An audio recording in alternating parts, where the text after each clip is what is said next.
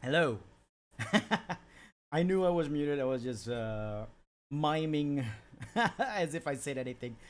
In truth, those were all just opening and closing my mouth without saying anything real.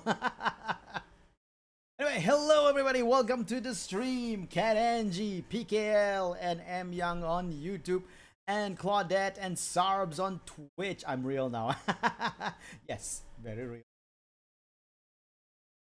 How's it going, everybody? So, today I thought I wanted to do a little drawing, actual illustrative art of a VTuber that I have never drawn in her whole career. Ever. Not even once. And before you ask, yes, it has something to do with the current drama. But no, I'm not drawing the Hellhound. Mainly because I have drawn her. I have, in my life, drawn the Hellhound. The one I want to draw today is the whale. Bao the. Why do I want to draw Bao the whale? Because I saw a clip of her going through, talking about the whole incident, the whole drama, and it was heartbreaking.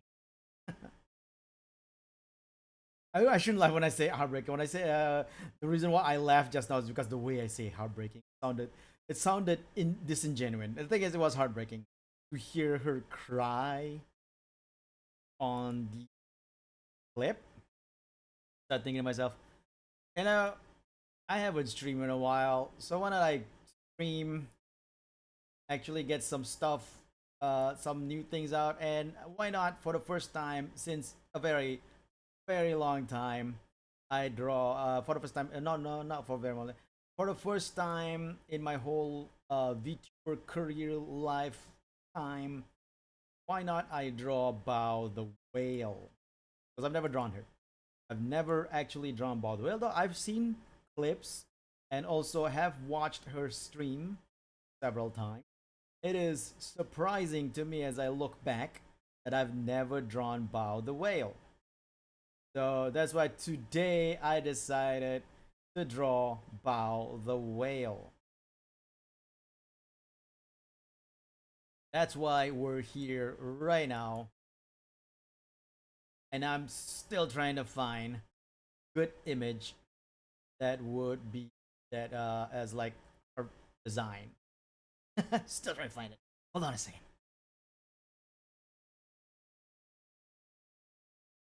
There's a bunch of like her designs drawing, but exactly like this is a good one. It's a nice one.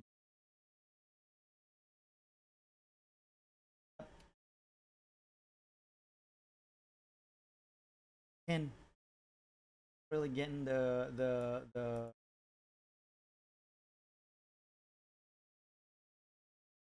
book there.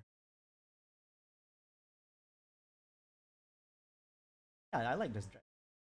Saw her in this spring bow outfit.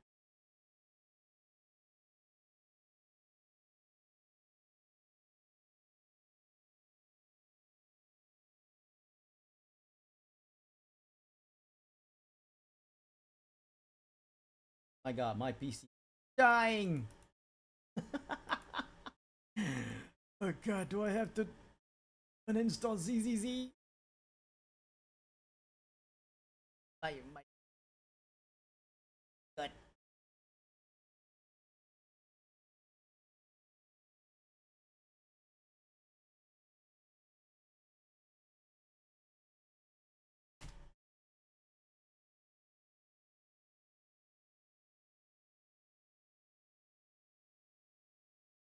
Okay.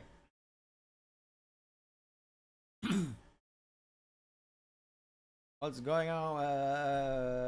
I hope you're doing well. Thank you. I am doing pretty. Anyway, now I got the reference picture in. Time to put in the reference picture into the reference window. There you go. Doesn't that look nice?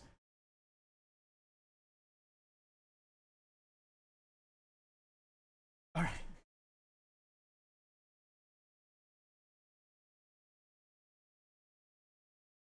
I don't usually wear glasses, but these days I find that I kind of need it to draw.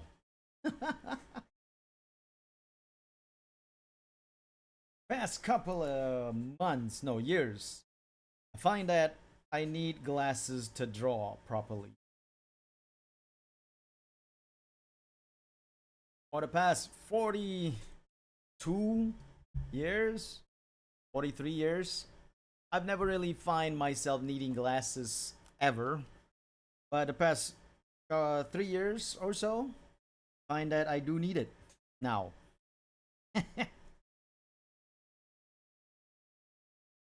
And good lord. Hello, Delee8774. Welcome to the stream. Saw you on my recommended. Thank you very much. I'm happy that I got into the YouTube recommendation algorithm for people to drop on by to check out my stream. The plan today is to draw Bao the whale, mainly because I saw a clip of her talking about the current situation with Cinder, the drama, and I felt bad for her because she cried so hard. So I wanted to just put a drawing out for her. Just, I don't know if she'll ever see it. I don't know if she'll ever see it because, in the end, I am a very, very small VTuber that nobody really knows of. Like, and then he's a yeah, Bao didn't do anything wrong. Bao did not do anything wrong. But anyway, I'm a very, very small VTuber despite being almost 6 years in the industry. I've been a VTuber for 6 years, almost 6 years. Sorry, I keep on saying 6 years. I'll be in the industry, having my sixth anniversary this June 3rd. Actually,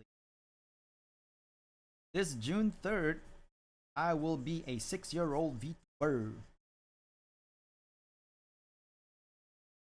Is huge. What's my main content? My main content is gaming, which is very, very dumb. I'm still the first superhero VTuber, sort of, kinda, not really. I mean, technically yes. Technically yes, I'm the first superhero VTuber. But I also broke that lore myself just for the sake of a my usual December 29th streams where I broke the lore about me being the first superhero VTuber. But technically I am the first superhero. Having to wear glasses is very random. Like one moment you're fine and suddenly, yeah, no, I get that. Because for the longest time, like I said, I never really had to wear glasses. Then a couple of years ago, I find that when I draw, at least when I draw, and sometimes when I read, I mean, I haven't seen any other model like him. Like, oh, thank you very much. I do try to make my model like most unique as possible. You did a humble power move.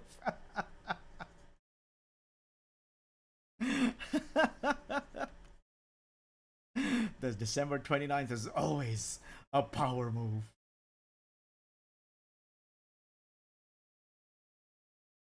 Anyway, yeah. So, despite being 6 years in the industry, older than a lot of very popular VTubers right now. I nobody really knows me.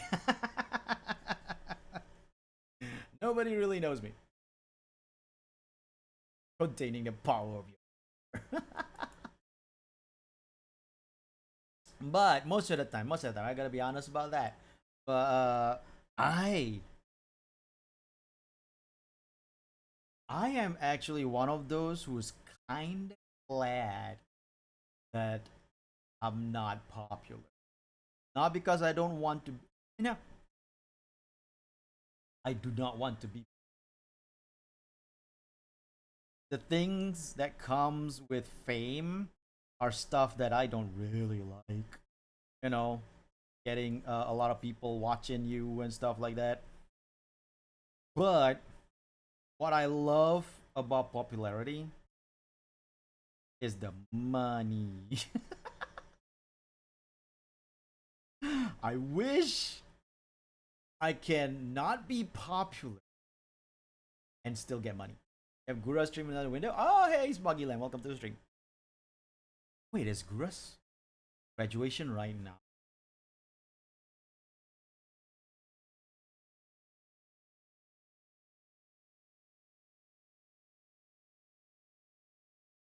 Oh no, okay, that's her last an archive karaoke, not her graduation stream.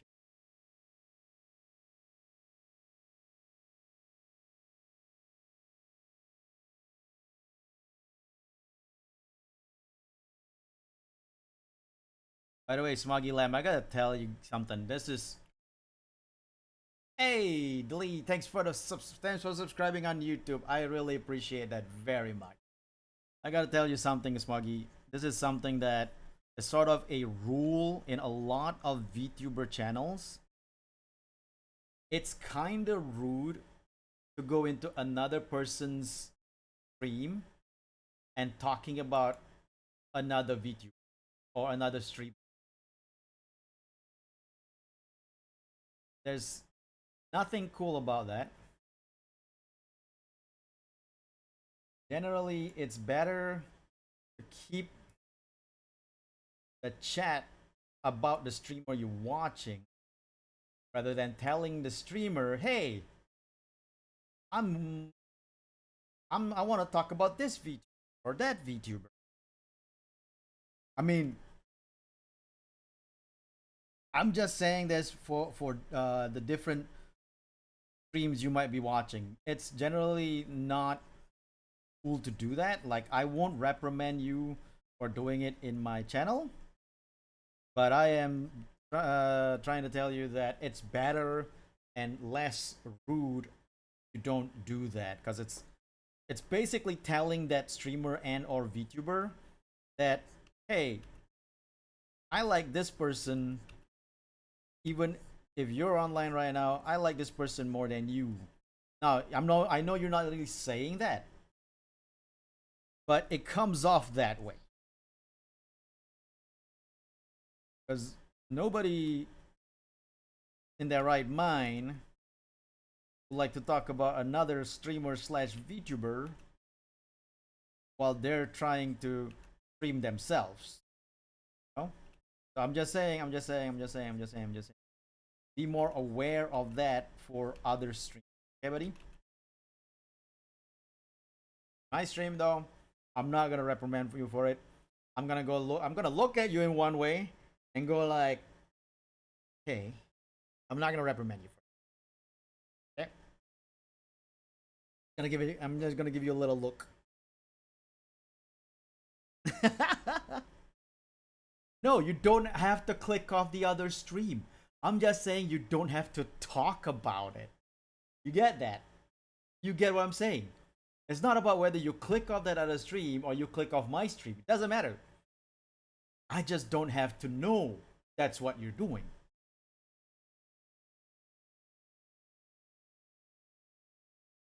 It's about being more aware of the person you're watching at the same time. Like, okay, example. Say that you have a boyfriend slash and girlfriend. right? And you talk to your, you go over to your girlfriend slash boyfriend, and you talk to them. You're like, "Hi, what's up, buddy? How you doing? You know that Julie is hotter than you," or you say, "That Julie is so cool. I like talking to her." How do you think the girlfriend's gonna feel when you say things like that? When you talk about another person in front of her while you're with her? No, it's rude. It's not. It's not respectful. Thank you. It's not respectful to the person that you're talking to currently. Same thing with streamers slash VTubers. We are all humans, and we all have feelings as well. We're not robots like neurosum.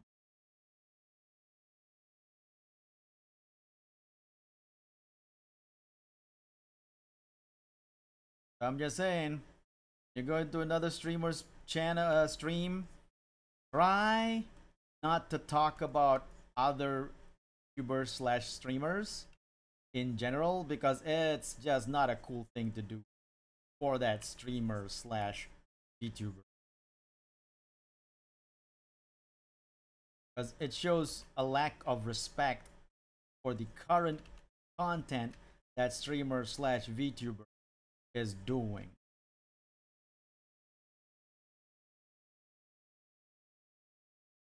Dude, you just literally talk about Gura. I'm a VTuber. I'm a VTuber, buddy. And you literally visit my channel and mention Gura by name.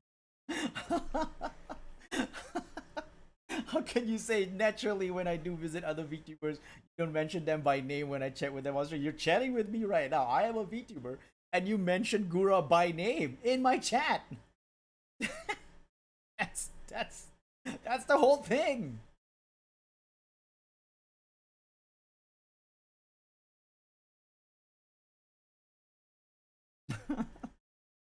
How can you say that? That's so funny.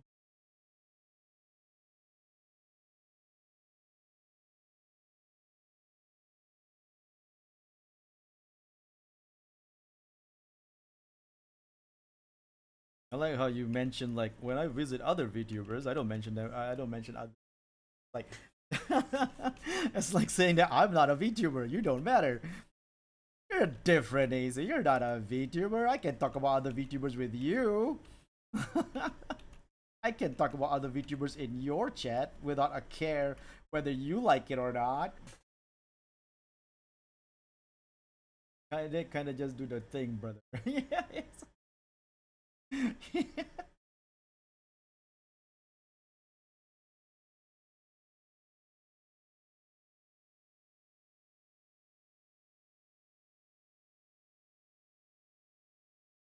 like I get it. You like other VTubers as well, but I don't go into a Silver Veil stream and go like, "Hey, I'm watching Iron Mouse at the same time, Sylvie." It's just not respectable to the person I'm watching. I'm actually telling Silvervale that I'm watching you, but also another person.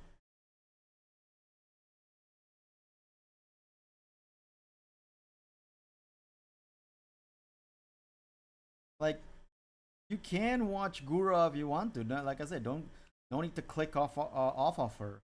She is about to graduate, so I get it.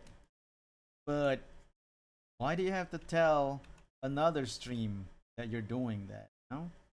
That's I don't know. I just feel like that's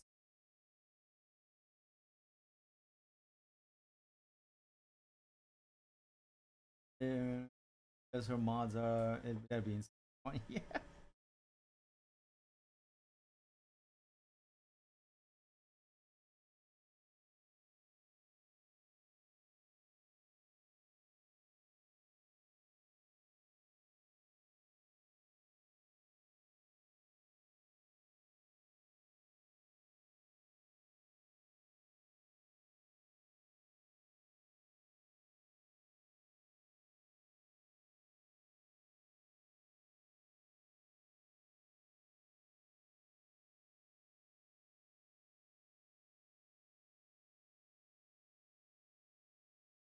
But like I said, I am not reprimanding you for it.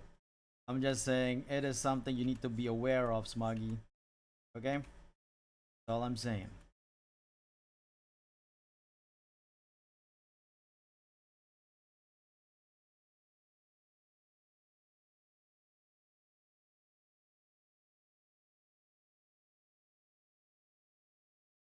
Always say people to, the social aspects, those social aspects of the world.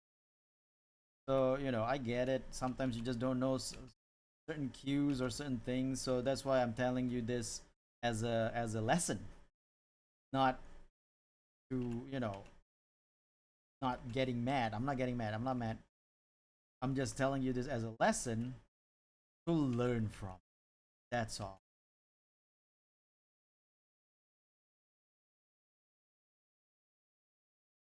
Because in the end, life itself is always learn from life to be better. Oh, that if we get better, life will improve. How do you do eyes? Yeah, I stream both on Twitch and YouTube. Drawing Akron. This is not Akron.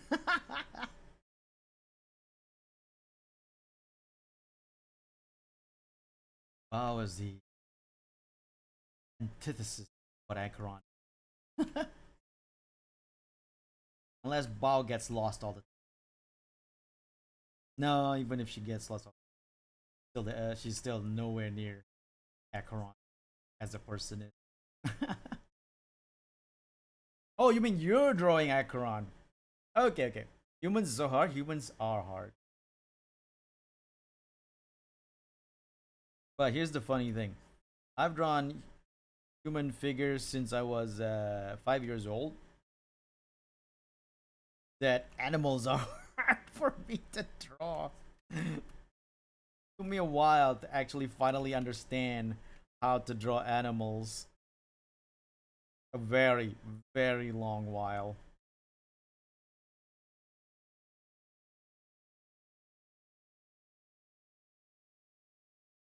The reason why I've drawn human figures since I was 5 years old is because of comics. My late father, God bless, was a big comic fan. He bought a bunch of Marvel comics, DC comics in the 70s. And I read them. I read them, loved them.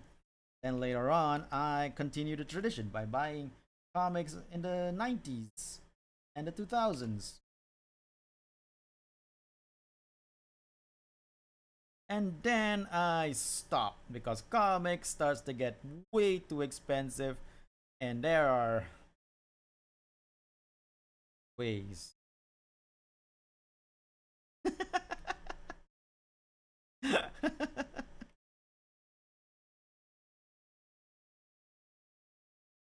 Oh no, Claudette, I have gotten mad several times, even on stream. There was moments that I've gotten pretty heated up and actually really like blown up mad. It's ugly. I hate getting mad. I despise myself whenever I get mad. So I try keep my temper in check, but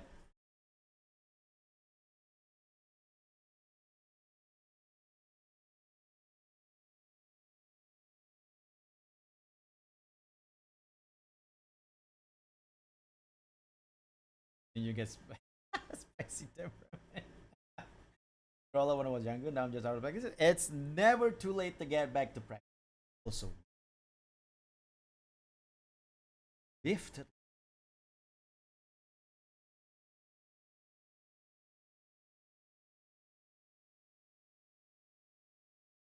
Oh, my dad passed away like 25 years ago. So it's thank you for the uh rest in peace.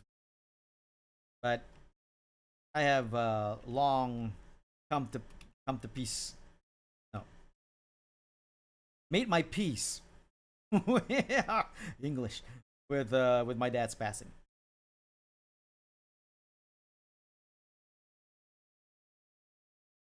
Probably clam up and get quiet the first time I heard you like shout and got. Oh, it's funny that I do actually have gotten people say that when I get angry, it sounds like a father. Like a dad getting angry and sounding disappointed. It's like, son, I'm only angry because I love you. And I'm disappointed. I wish you would have learned better. Mostly, son, disappointed. Not being able to teach you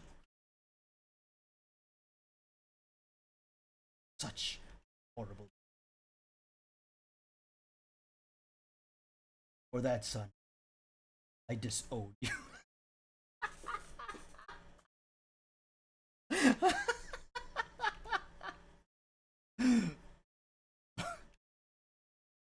Such an egregious mistake of buying 3 eggs instead of 4. I disown you, son. Good luck in this world. Not an online OnlyFans for inspiration disappointed dad comments.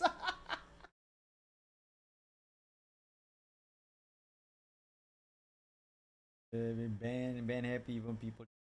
Wait, what? People they get ban happy over people who rated them? That is.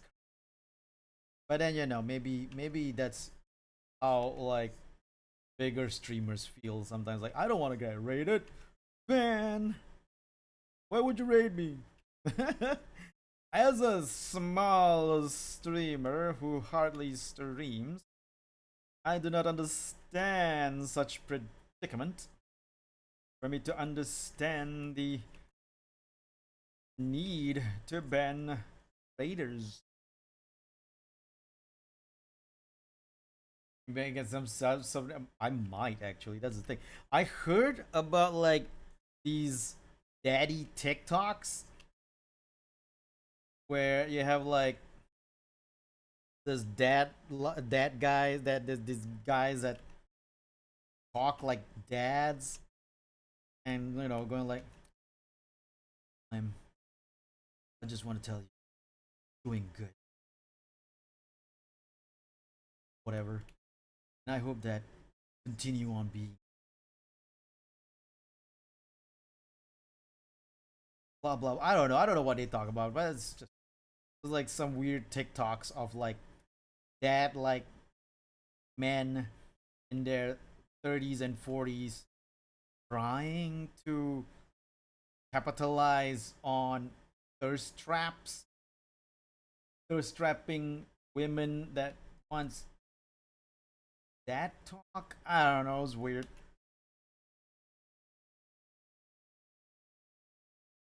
So I can see if I do something like an OnlyFans of like inspiration and disappointed dad comments, it actually getting subs going like, ooh, listen to this superhero talk. Uh, you know, being all encouraging about my life. Ooh,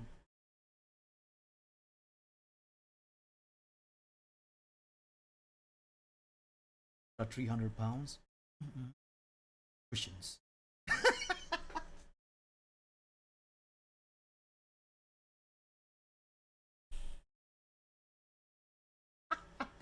I can't. I can't be serious for all with all these ideas.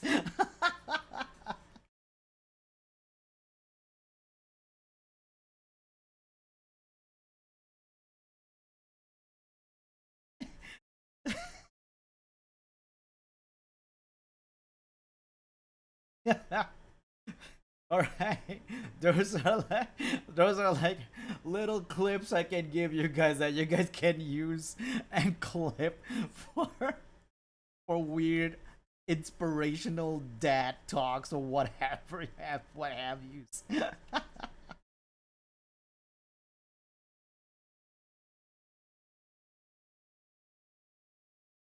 Voice consumes you.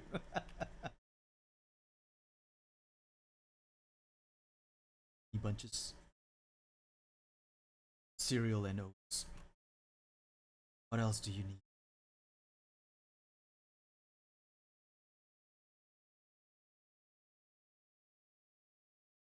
Protein, vitamin D, vitamin C, all honey bunches.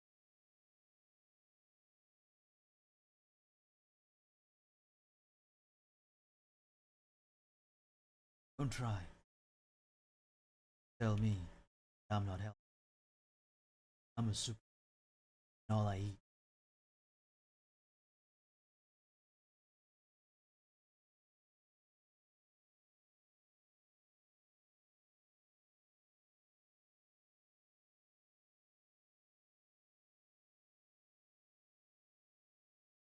like a short hair.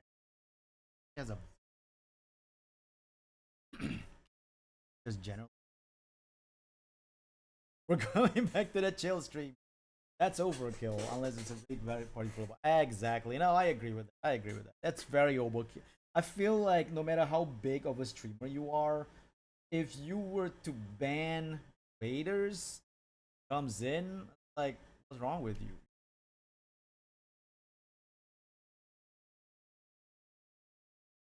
Unhappy person, happy life.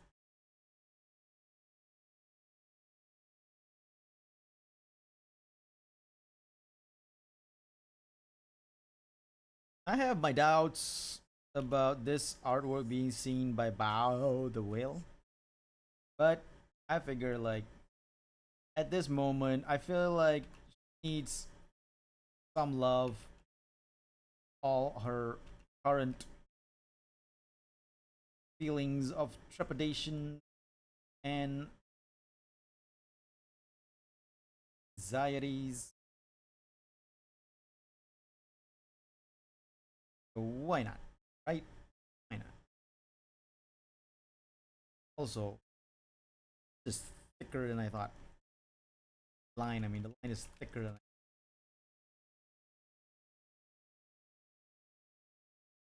I don't know.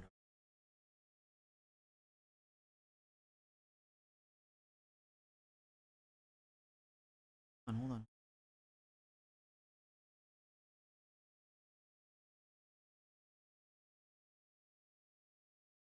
Something that Argama gave.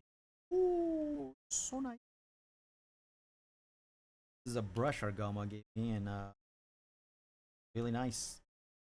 Try use this brush. Thinking right now.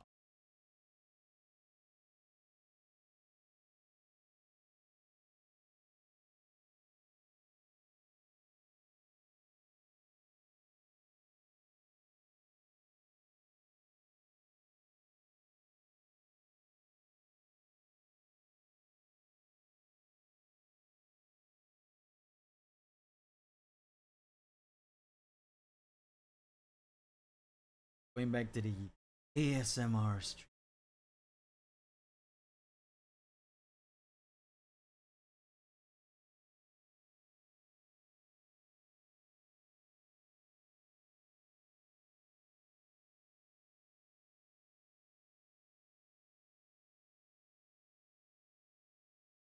What think shape or even if you have no think you don't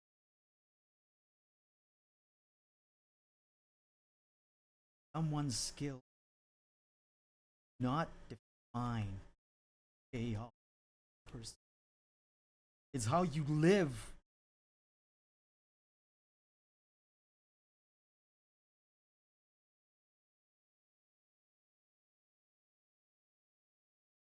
You might not be give a but someone knows you. Someone understands you. And doesn't it matter? You know that?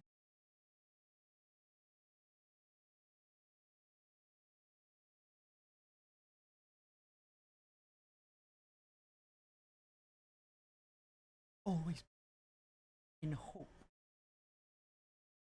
Hope good life. It all ends tomorrow. I just posture check, save art and drink if you. Yeah. Well, chat a bit. Doesn't it happen to you that you have a character? What do you mean by that?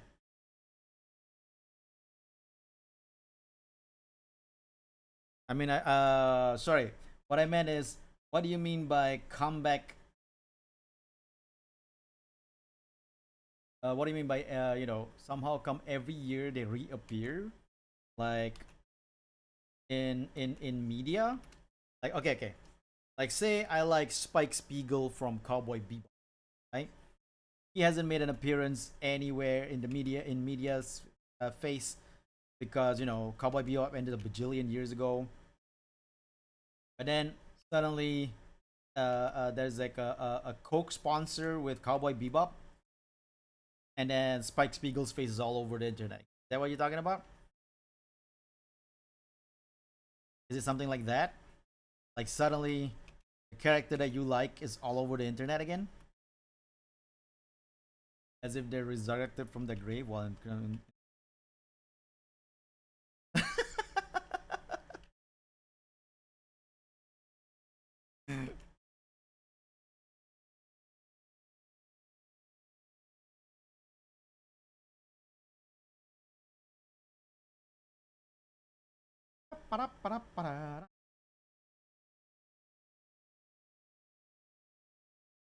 Might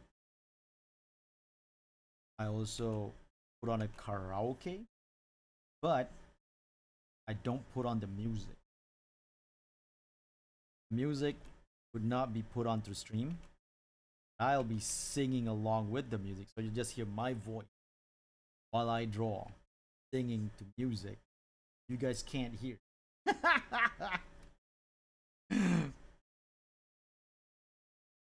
Torture, basically. Geneva Convention level of breach.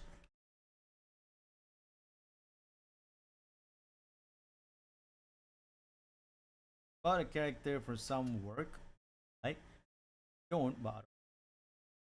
I can't say I get that. I can't say that I have that kind of like skill, because if I have a character that I like from some manga slash anime or series, I kind of stay liking. I kind of stay like I don't dislike them, especially after the series ended. I might dislike them while the series was going on because maybe their character changed to a point that I cannot abide by what they do with their actions. But I can't say that I'll grow to dislike them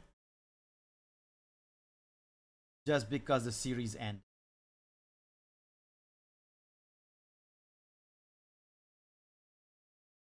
So for me, when I like a character, I kind of stay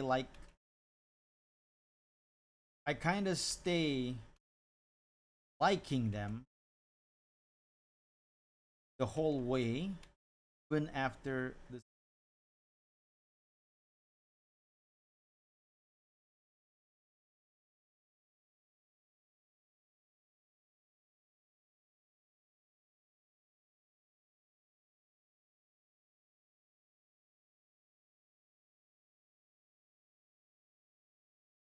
That's how it is for me anyway.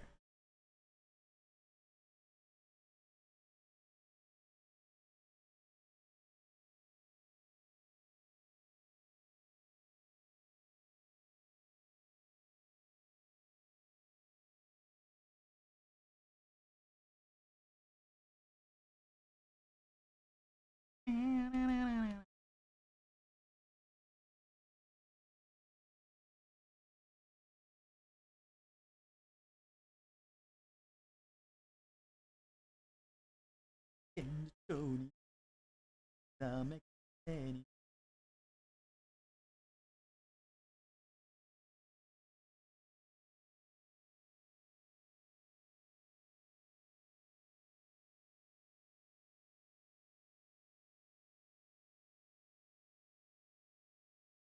Aniga wow wow wow. Ona kurai do. Daro. Takedo wow wow wow.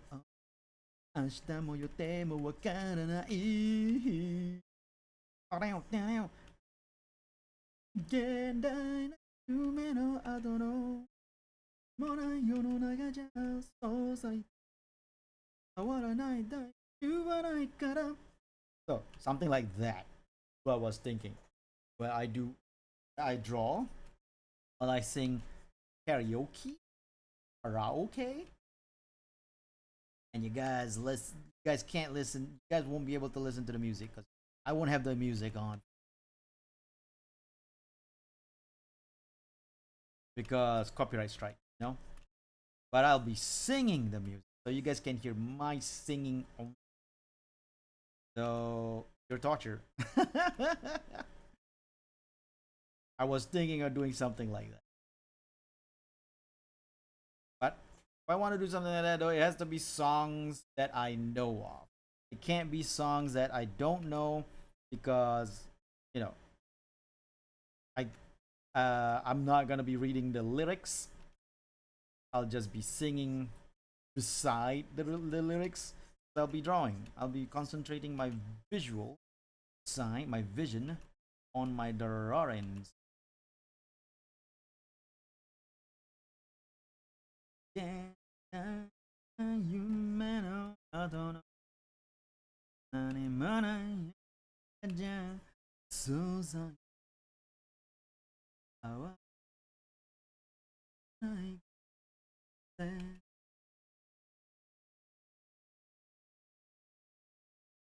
night.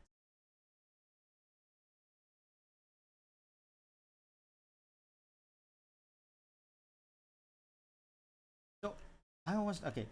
New Nikkei story coming tomorrow.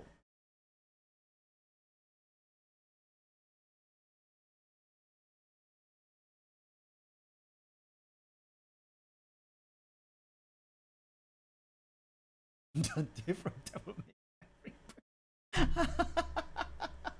Sorry. Get it though? It's still funny to read.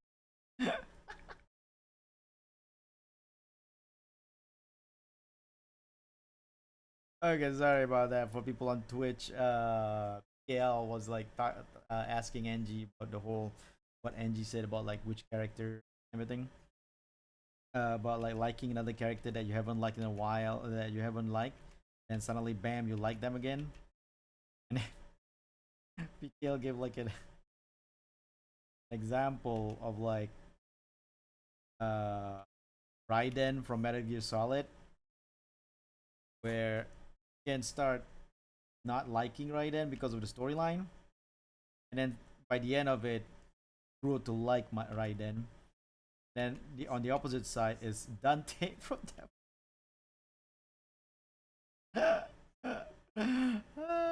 who was a great character but now ruined thanks to the anime reboot. I have not watched the anime, by the way. Devil May Cry anime. So I don't know how the Dante character is in there.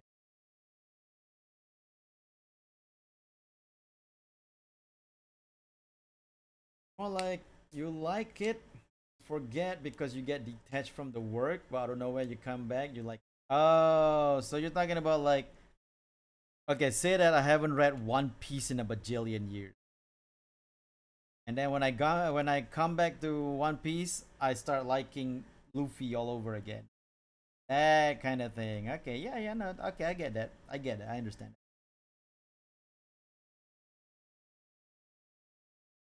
Like you used to be obsessed with a character when you were reading said or watching said title, then the said title was gone. You know, you couldn't read it or you couldn't watch it because no time or work and stuff like that. and then suddenly, as you then you rewatch again, and then you get back to it, and suddenly you go like, yeah, now I remember. I love Robin. I mean, one Luffy from One Piece. YouTube characters limit is preventing me from explaining. I totally get what you mean. Now I understand what you mean.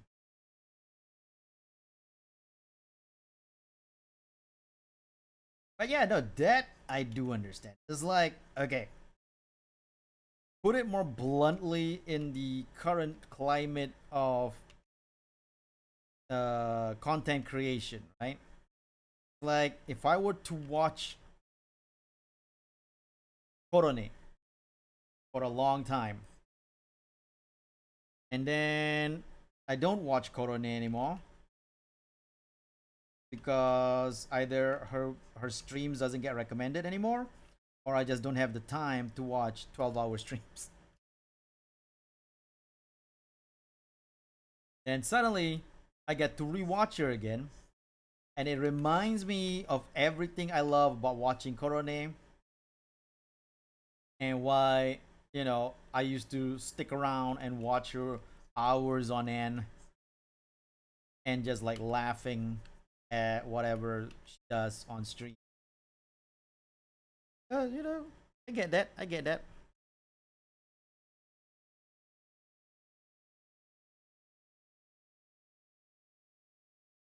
Nostalgia, sort of, sort of. It's nostalgia plus real affection for for that character slash content creator kind of thing. Like, it's not just nostalgia without, like, with it just like mocking what you like kind of thing. It is nostalgia. It is nostalgia. Not just that, but it's not just nostalgia. It's like a reminder of what you like as well, and then getting back into it because of said nostalgia slash reminder. Because I know sometimes nostalgia can give like people a rose colored glass over things that wasn't that good, but then because of nostalgia they think like, yeah, it was so sweet, it was so good, but then you watched again, you go like, what I liked. What did I like this? Freaking Transformers.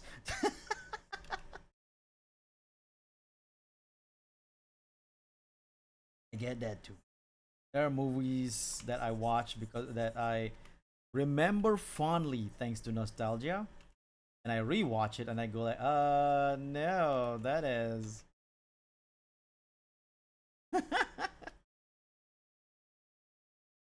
Sometimes it's good, sometimes yeah, exactly.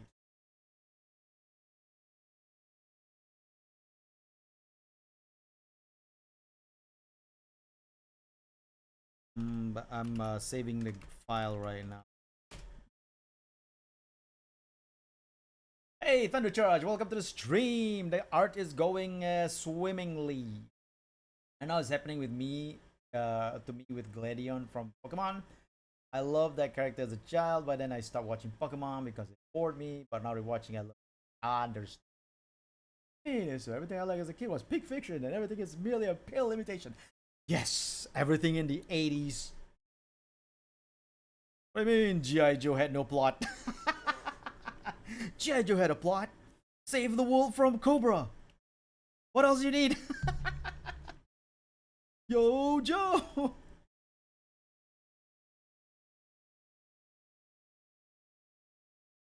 I think rekindle would be the word since nostalgia is something. That makes a lot of sense. Looking back at Disney back in 19.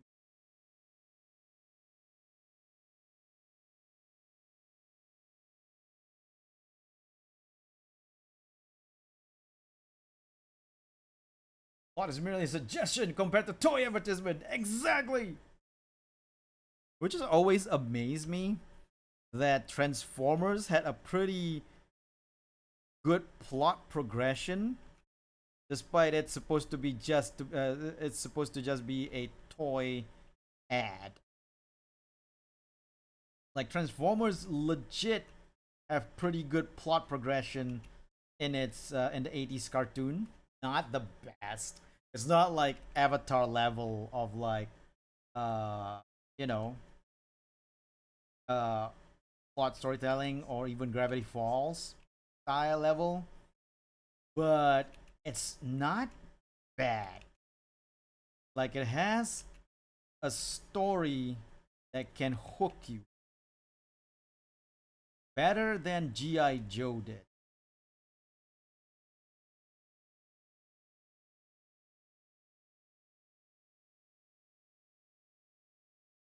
Transformers cared somewhat about its plot despite being quality.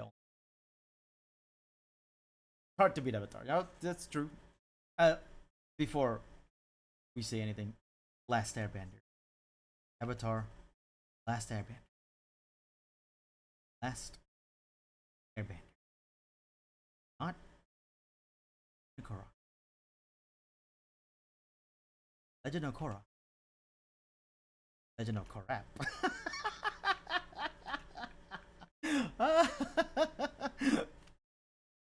Oh God, Legend of Korra haters gonna descend upon me.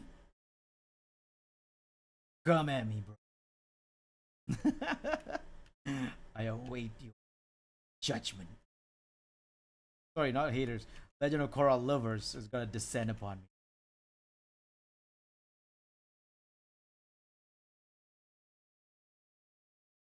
I don't know what to say. I hear the current G.I. Joe comics are pretty decent. Oh, the G.I. Joe comics have been good since the 80s. It's over pretty for liking Korra. Nah, Korra's not good. I do not like Legend of Korra. I think, yeah, compared to Last Airbender, no real comparison. The Last Airbender, so much better, so much more engaging. Of Korra is a pale, pale imitation of what Last Airbender is, which is sad because Legend of Korra is supposed to be the sequel, but it was a mess, a huge mess. And I never, ever acknowledge that mess. Big problem with Legend of Korra is that they don't know where to go with it. Like, it's so tame when you compare to Last Airbender. And yes, talking about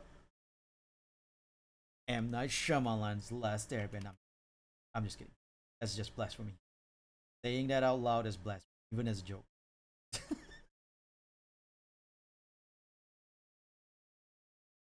Please, please. I was just joking. Korra for Toph when I found out. Ha! That's like season 3. There is no Last Airbender movie in Busing State.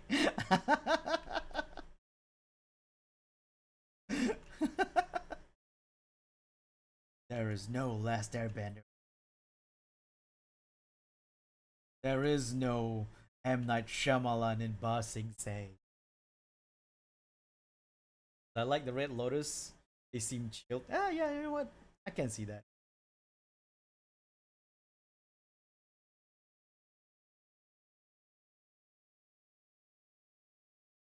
I can see that. The Red Lotus is pretty fun. Here's the thing that I really thought was a super, super disappointing thing about Legend of Korra. They were building up the first season. Was the first season already had problems, huge problems. They were pushing like so many plots that seems contrived and not exciting, not engaging, right? And then they build up Amon. And I was like, oh, Amon seems like a cool villain. He has a mask, he blood bends, and as a whole, like taking out bending powers from benders. I was like, oh, that seems cool. And then they end the Amon story at the end of season. Why? Oh wow, I'm super.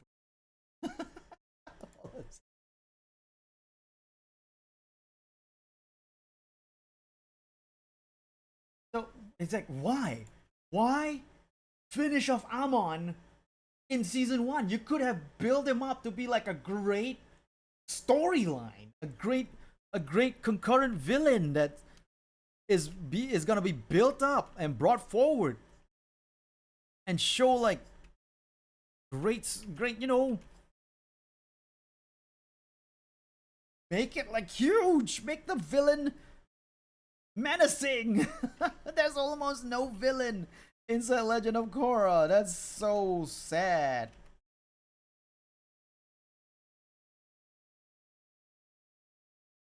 Might have time or nothing to do. I might watch Korra full, but first we'll rewatch. Yes, rewatch Last Airbender. It's really a mess because got a Bloodbender, then Red Lotus, and then yeah, they don't understand. They don't get what to do. They don't know what to do. Every season is a different menace. It's a different crisis, which is, you know, I'm not saying that they should be like Last Airbender, where it is one big crisis and a group of kids trying to solve said crisis. I'm not saying that they should be like Last Airbender, but at least give something for you to stick around every season, because you didn't give anything to the viewers. You just have like teen drama going on over and over and over again. And the thing is, you had teen drama in Airbender, but it was so well balanced with a big crisis. In this one, it's just teen drama, and that's it. And it's sad because you have like this strong woman protagonist, and you totally, drop the ball by not making her actually strong.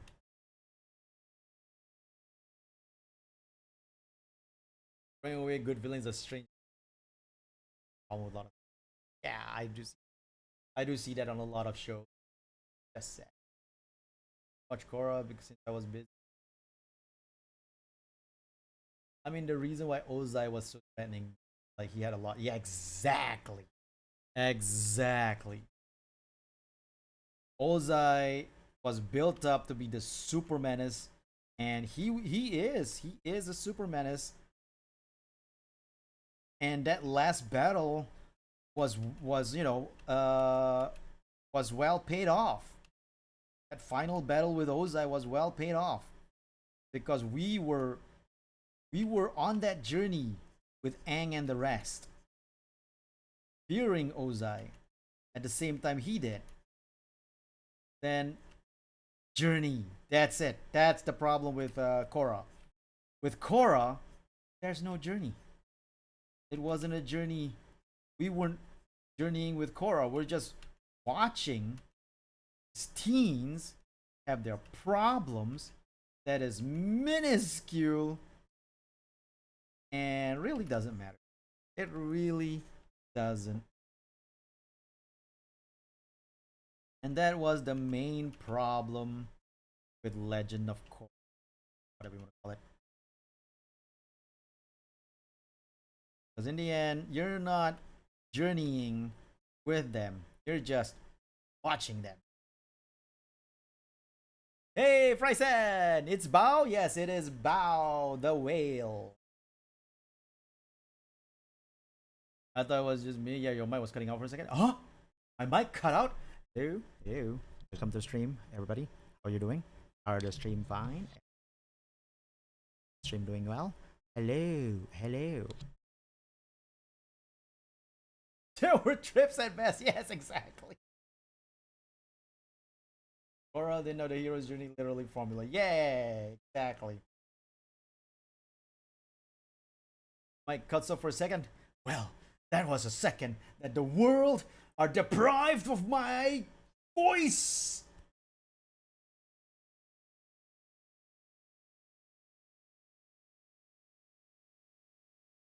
But now I have returned. What about the conversation topic about here? We were talking about Legend of Korra and how bad it was. And I was talking about how great Last Airbender was.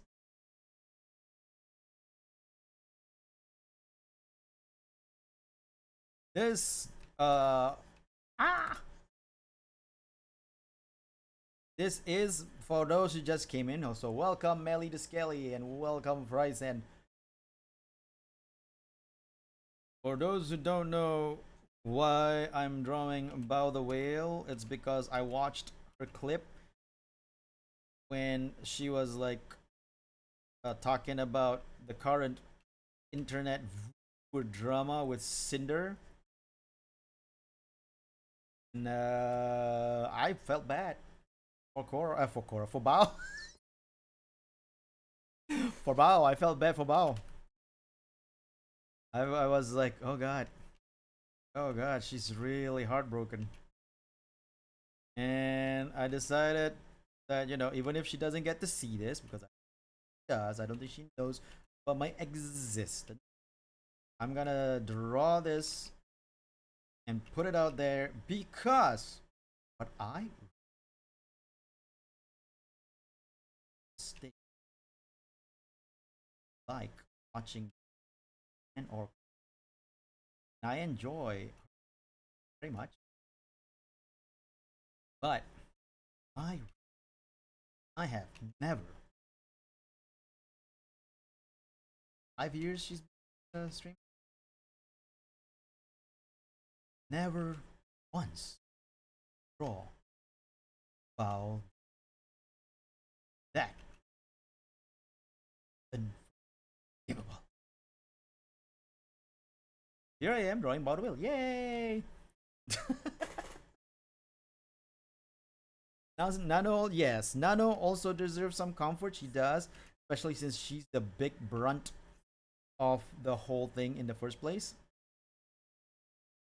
She's the one who is the main victim. And I am actually thinking of drawing Nautilus as well in the future. But first, I want to draw Bell Zawel.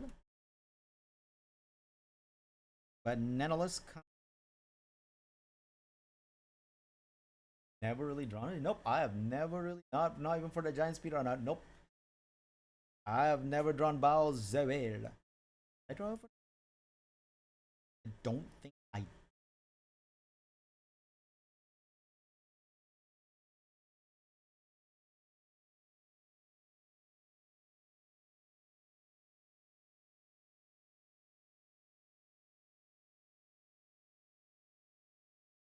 Where did I put it?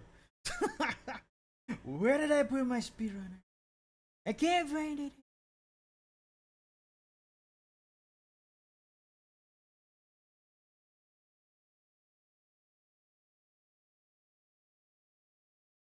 For fun draws, that's where I put it. Okay, let's see.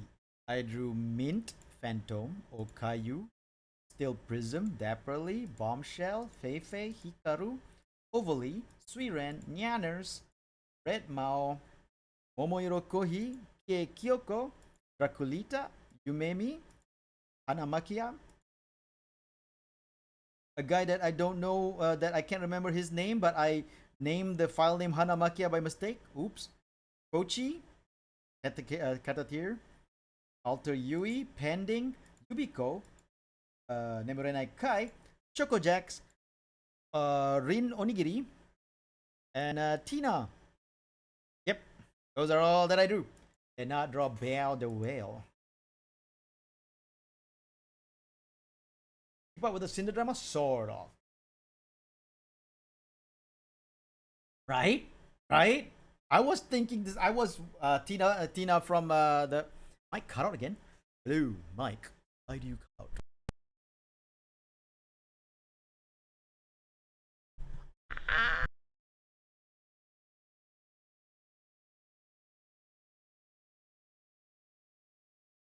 Now it should be fine. Yes, I did plan to stream without background music. Even years later, great selection of YouTubers. My voice level is low. Are you sure? Because I'm seeing the volume go up like pretty dang high. Can't really follow what's happening, but I just knew that Cinder just sounded somewhat screwed up big. Yeah. So, speaking of series, any series, novels, anime, manga that you really like but have trouble understanding? In my case, it's Ivilius Chronicles. That saga is wonderful, but I don't understand anything.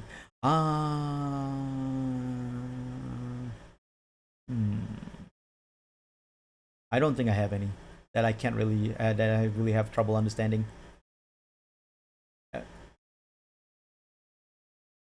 So, San was saying that he doesn't really follow what happened. So we found out that Cinder has not been a nice VTuber. that's putting it mildly, but she has not been a nice VTuber. She has been clout chasing and treating friends as business. It's just business. And just overall betraying a lot of people, like putting business over friends, and not really like how do you say this, not really caring, not really like not being genuine with the friendship that she's built. And a lot of like and then she put up, and it was like mostly her her manager slash find out later boyfriend, redacted. But then she put out a apology saying like, all these things that redacted did, I didn't know. And people were like putting out receipts going like, you know, you little you know. And it was like going like, here, let me show you, I told you about this moment, I told you about that moment, you knew what Red did, you just didn't do jack shit, and now you just throwing Red under the bus. And it's horrifyingly bad for Cinder right now. No, too much details. There you go. So, then Bao cried about it because for a while, Bao was like friends with Cinder. And then suddenly Cinder started ghosting her and not really talking with her. And Bao, for the longest time, thought that, she did something wrong. Cinder, like, what did she do? And then we found out that the whole thing is Red and Cinder not really liking Bao, and then blocking off their artist Nanolus from working with Bao. Nanolus was already working with Bao over a new model for like 6 months, I think. But then Cinder and Red, redacted, told Nanolus like, can you stop working with her? Because we don't want you to work for Bao, who we think is our competition. They're friends, by the way. They're supposed to be friends, by the way. Who thinks is like our competition, and we don't want you, your art style to be with Bao's as well. And then so, Nanolus was like, okay, sure, I guess. I feel bad for Bao though, but I'll cancel my thing with Bao. And this is like for a new model Bao wanted to do and really wanted Nanolus' style. And it's been working on for months. And then out of Cinder's and Red's urgings, canceled the whole thing, and Bao had to, not able to debut that model that she was looking forward to. And then we'll find out later, and then that's just one part of like Cinder and Red not liking Bao. That's not the reason why Bao cried, though. The reason why Bao cried was because she felt so betrayed by Cinder, to the point that, because for the longest time she thought Bao did the something wrong to make Cinder ghost her or not talk with her, or be like cold to her. But apparently what we found out is that Red and Cinder never liked Bao in the first place, talking about how Bao stole their editor when they don't have exclusive rights for said editor in the first place.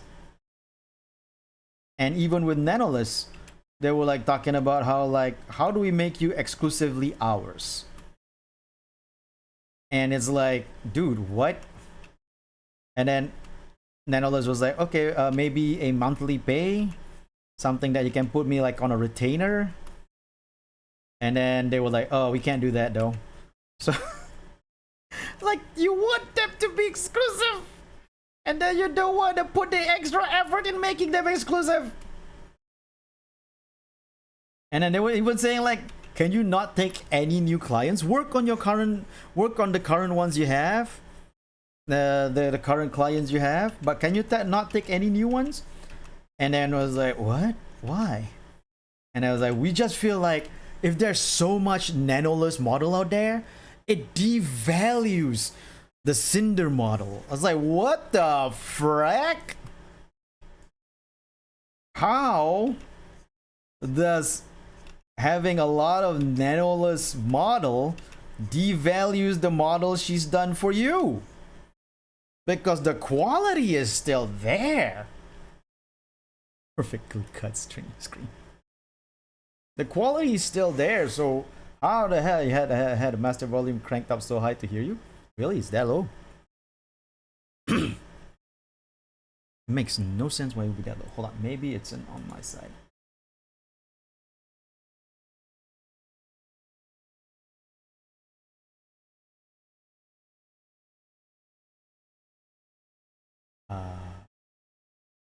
Oh, nope, wrong one. There you go, sound settings. Was looking for the sound settings.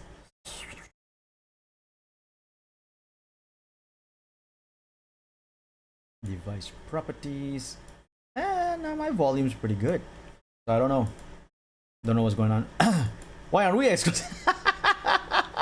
That's because I ask for $2 million a year for exclusivity.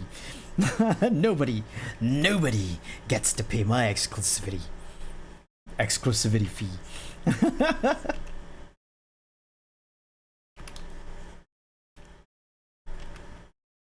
But yeah, so with the Nanoless thing, it's like telling her that her art is devalued just because there's other Nanoless model. I actually tweeted about that. Tweeted about that, saying that that's a horrible mindset to have, because it doesn't matter how many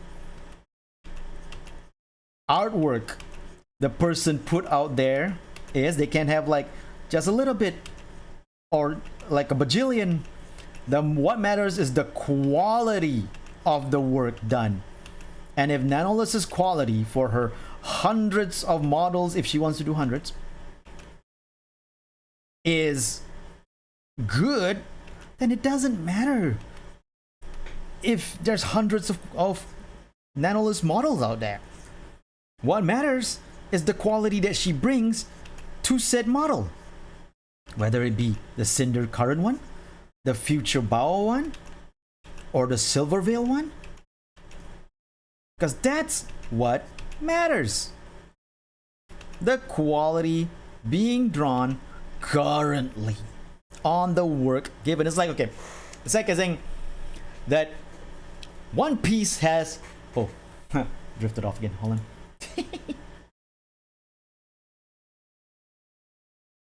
Okay, there you go. Okay, it's like saying One Piece has 1,000 chapters, 1,100 chapters. Oh, that devalues the One Piece artwork because it has so many chapters out.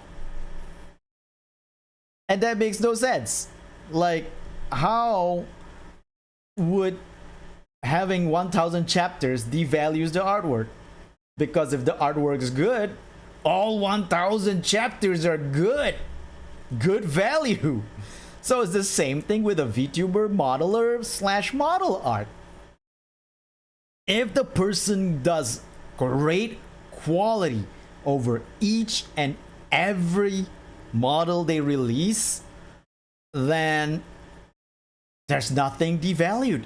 In fact, each and every one of them is valued in a very, very high standard. She was being a two-faced. Yes, she was. I don't know what really happened. I missed a lot of chat. Hold on a second. The long and short of it is that she outwardly appeared to be personal friends with several big VTubers, but behind the scenes sabotaged several of their ventures and backstabbed them on purpose. Exactly. Sabotage their ventures. Yes. That they did that. She did that. This has not been a recent development. It has been in the works for literal years. Yep, almost from the start of her fame. They confided in each other, met in person, performed in concerts together. For anyone could tell, they were genuine friends. Little could anyone guess that Cinder was just using her. It's like not wanting everyone around you to buy the same Nike brand shoes like yours. Exactly. That's clown behavior. All you had to do was an exclusivity contract. Literally no reason to slander your own business partners and friends other than pure malice and sociopathy. If that theory was true, so many artists' values would have... Exactly. $2,000 a year? No, I said $2 million a year. $2 million a year, and I'll be your exclusive artist. I guess I'll get off right now. See you later, Smoggy. I hope you have a good day. You have a good day in or night, wherever you are, and enjoy the future, Smoggy Lamb.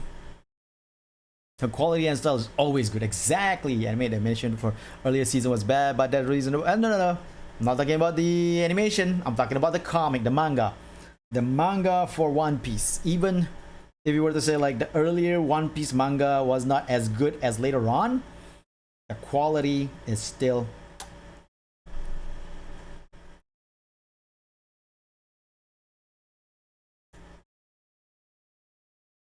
And on the Twitch side, it's artist scarcity.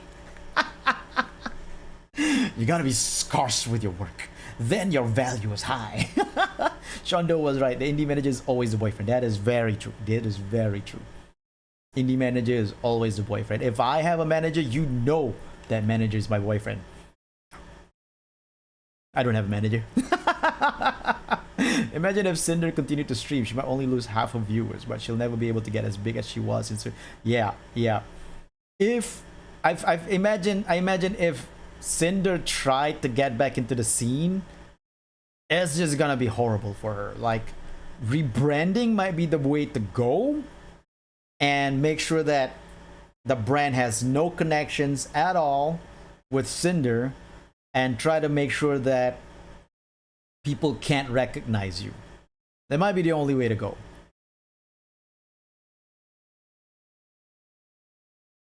Very curious to see what she does now. I gotta admit, I understand that. It has crossed my mind several times, thinking like, I wonder what she's doing now, trying to live her life. I gotta admit, the thought has crossed my mind.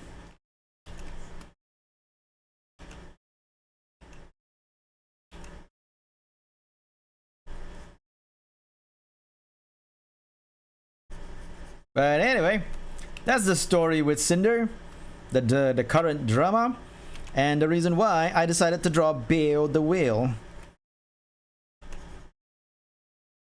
Beowulf.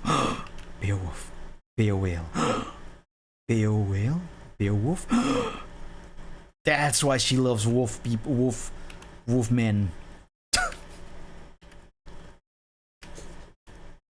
so much sense now. Imagine having 300k followers and having to start again. Yeah, plus Twitter algorithm. Yeah, no, that's horrible though. That's why if you want to be a streamer, don't be a horrible person. What? Because all you're doing when you be a horrible person is that you're guaranteeing yourself a fall in the future and having to start again if you wanna, you know. I mean, what do you do? Cinder's career was being a streamer, right? Bayo or Bao is Bao actually. It's Bao. It's not Bayo. I just say Bayo for fun. Like, what do you do? Your career is a streamer, right? But now you lost all sorts of credibility in the face of the industry. So what do you do? Where do you go? It's like Kevin Spacey. Do you see him in any movies anymore? It's in the future Walmart's talking. Harsh, but I can see that. Bayo is short for Bayo data. Honestly believe the pattern of VTuber drama will continue to spiral into worse things until the community as a whole learns to police itself. I wish that they could, but the VTuber community is so huge, so big, expansive, to the point that there's no way to police itself. Yeah, there's no way. There's no way to police itself. People who are not directly involved with an issue or directly impacted by it have actually no right to publicly speak on it as if, oh yeah, no, for sure. People who are not involved in the whole drama can't talk about it like they're victims. I mean, I can talk about it as giving my own opinions, but I won't say like, oh, I feel so hurt by this, because it doesn't involve me. I'm not involved in the whole thing. But then again, I am Asu, superhero VTuber, author of No Pink Ponies, artist of the Hollywood movie of the comic Marry Me that has been adapted to a Hollywood movie starring Jennifer Lopez. I am involved in everything in the world. I shall now speak about it as if I'm involved. So, the whole Cinder thing. I'm just kidding. I'm not gonna do that. Cinder is an eagle. She'd more likely turn to OF before doing real work. I can see that.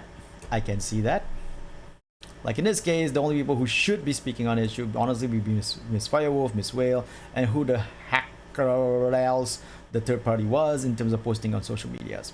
Famous award-winning artist, Asu of Justice. I do agree with that, Claudette, but the thing is, the whole Cinder thing is bigger than we thought. It's not just these three people involved. There's a lot of people involved. A lot. Because Cinder burned so much bridges. Like, Shy Lily became like business partner with her, and then the betrayal happens all over the place. Numi was supposed to do like a concert with Cinder, but Cinder abandoned Numi for her with a concert thingy, just so that she can do a stream, a collab with Shy Lily that she planned last minute to what do you call that? To promote that trading card game that was released by Shy Lily, the V card something. And that was bad because there was like months and months of preparation between Numi and Cinder for her concert, and Cinder just abandoned that for this thing with Shy Lily without even batting an eye, and it was just horrible.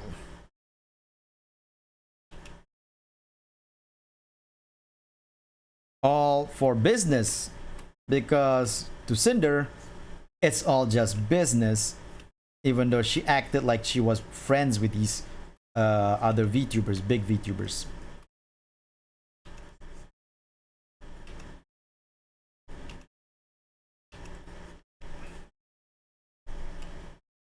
Shyly turned to Warley.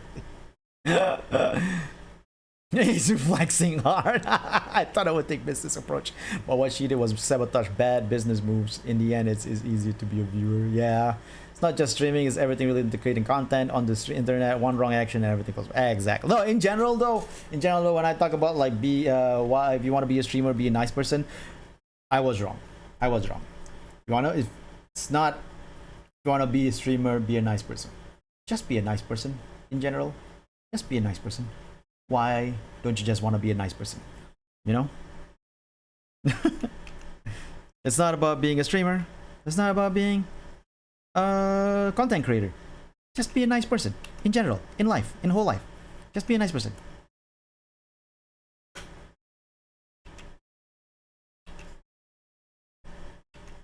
Like, treat people nicely.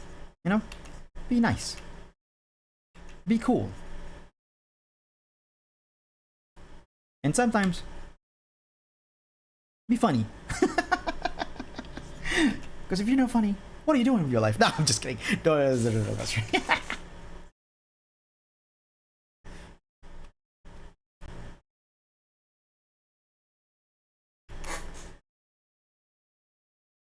The whole situation definitely can shake one's trust of their online friends. To see someone someone meets in person being so friendly to the face and so terrible in private, it's spooky. It is extremely spooky. Those people's communities are the ones on social media acting like they're the ones that actually hate it. That's my personal. Yeah, I get that. I get what you mean, Decla. It's silly and sounds no different than no different except scaling of the people involved and the nonsense I used to have to juggle for a friend I used to mod for, which is understandable. Understandable. That is, yeah. The people who start shouting like, "Oh, I'm hurt by this too," when you're not exactly involved, really shouldn't say much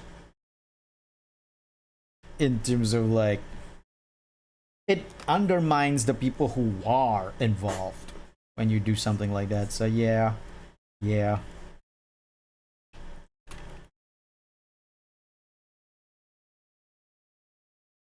The people's pain is real.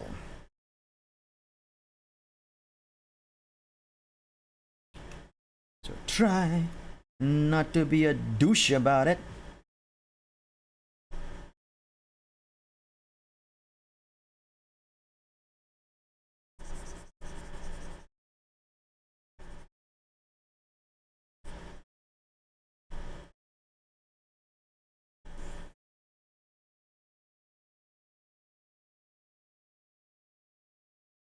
Actually, nah, I was about to say actually, try not to be a douche in general, but then I was like, oh wait.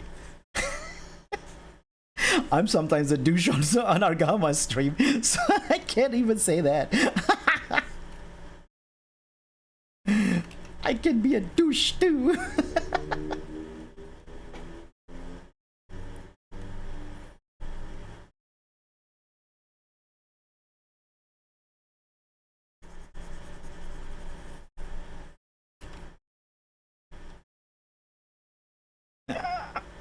I clicked the wrong one.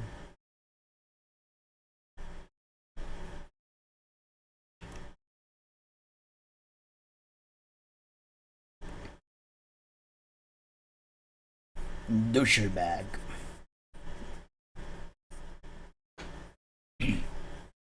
I'm not funny. I can't be funny. I can't even smile on camera. No. Everybody can be funny. It's actually not hard to be funny. Say something like fartsicles. Bam. Instant funny. Not even a question. Fartsicle. Instant funny.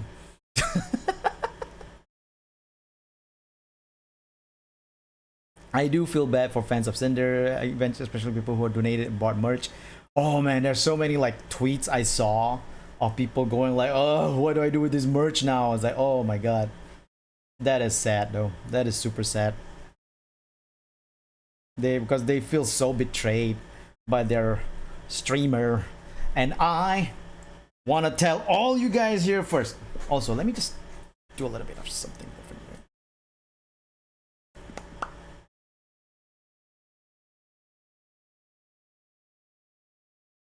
Okay, there you go. I want to tell all you guys right now, all you all in the chat, that your streamer superhero, who has been on this virtual world for almost 6 years, will never, yes, exactly, Thundercharge, I will never backstab you. Any stabbing from me will come from the front, just right there, right in your sternum, twisted and then sliced up. Okay?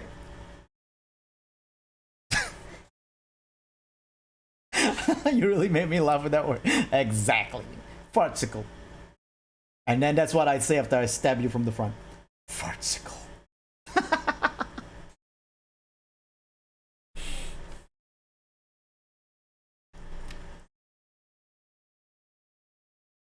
What you gonna do about that, huh? You're gonna cry about it? That I made sure that... Wait. I thought didn't I? Did I mistakenly delete that one line?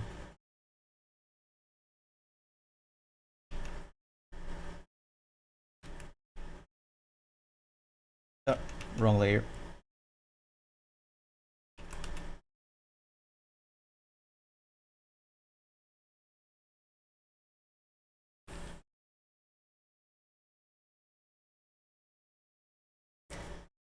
I'm glad to know you killed me with dignity.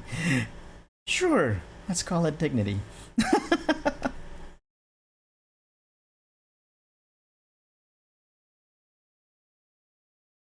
I just remembered that this thing needs like... Okay, we'll be down here.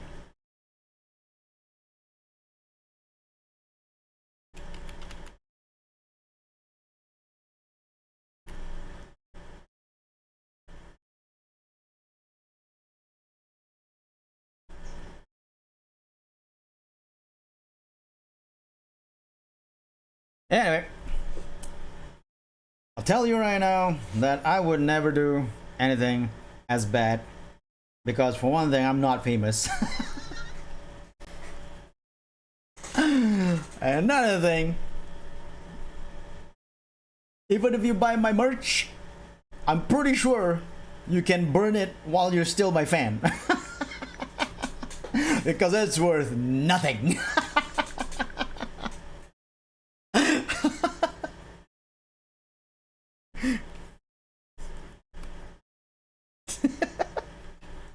So you don't have to wait for me to screw up for you to burn the merch, okay? Burn it right now. Just forget about it.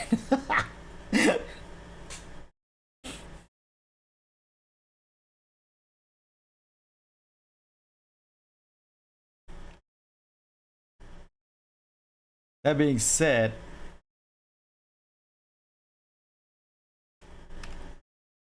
if I'm ever stranded in the jungle with nothing but your merch, exactly. You got kindling right there. Easy survival. That's precisely why I feel the fan communities should be silent instead of fanning the flames. Because that candle company making the candle inspired from the drama. Wait, what? I've never heard of that part. Of a candle company making a candle inspired from the drama. What the frack? Burn Asu merch to buy new Asu merch. Hey, why not? I like that. That being said, though, I do need to actually work on my TeePublic stuff. Now, for those who don't know, I do have sort of kinda, not really, but it's kinda there, but it's not really there. It's kinda there, and it works as a merch, but not really as a merchandise on the internet. Now you're asking me, what are you talking about, Iso? You have no merch. You're too small. Yes, I am. I am too small as a VTuber to have proper merch, and that's why my merch is with TeePublic. tpublic.com/ I believe Asu, I think. Hold on, let me see.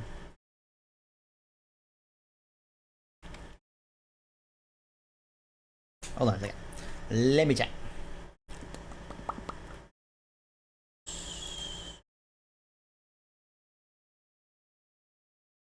tpublic.com. Did I take out my merch link? I did. I took out my merch link. I had a merch link. I had a merch link on my descriptions and I took it out. Oh, I am stupid. No wonder my branding sucks. Everything is explained now.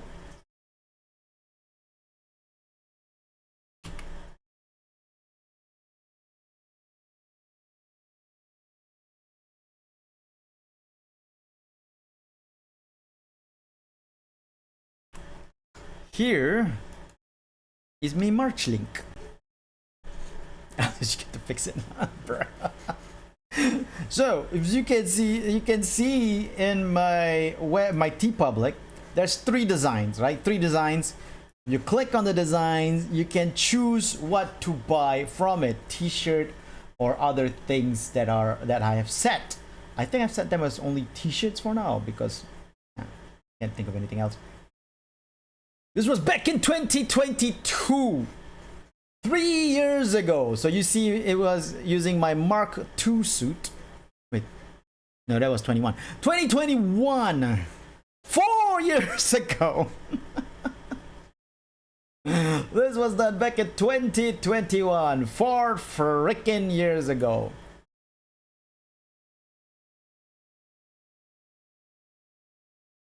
And it is using my Mark II design because I have no other ideas. I have not worked on my merch for the past 4 years because I am a stupid. I should be working on new designs for those merch, but I am dumb. 4 years without the link. I think I took out a link like 2 years ago. When I was 4 years ago, exactly. That's quite some time. It is quite some time. Your old shirt designs were cool. Shame I didn't get to pick one up. You can pick one up now if you want to. It's still available. Everything's screwed up. Okay, there you go. Yeah, the only man is to be luckily there's lonely. But you know, okay, to be fair, I have not worked on much of anything the past 3 years, so much less working on my merchandise, right? I have been an extremely lazy streamer and content creator and life person in general, and I really shouldn't be, you know, shouldn't be like slacking off. I should be working my ass off, getting more stuff done. But no, instead, I'm slacking off. What the hell? What do you mean? Wait, what? Oh, okay, no wonder. Wrong layer.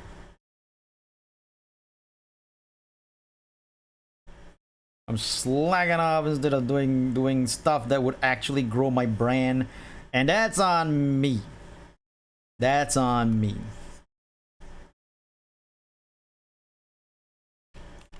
But to be fairer, I hate the idea of going famous though. I was like, can I please get the money from being famous without being famous? Thank you. About soggy skin. This is just your hobby. We all understand. You can stream whatever you feel like it. Yeah. It is though. It is my hobby. It is just my hobby. But sometimes this is something in my brain. I wish I can make it into something more sustainable by itself. Like if I can actually turn it into an actual career by streaming online, entertaining you guys as best as I can, and you know, things like that. I would love that. I would love that. I would love to turn this thing I'm doing into something sustainable that I can make a living out of it. But here's the conundrum on my side. To do that, I have to be famous.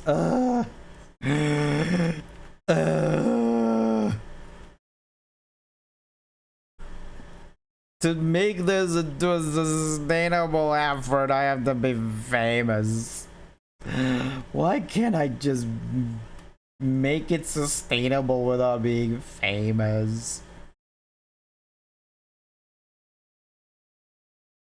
Can I get someone to be like my sugar daddy on stream?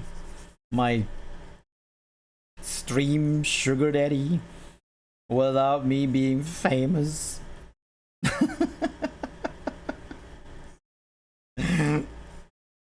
That's all I want. No, that's not all I want. I don't want stream sugar daddy. I just don't want to be famous. Oh, it's a bunch of flower patterns I need to put over here. That's painful.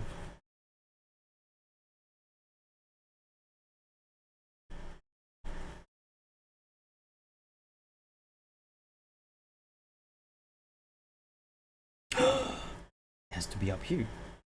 Yeah, it has to be up there. So that the art, so that the colors can go over the no.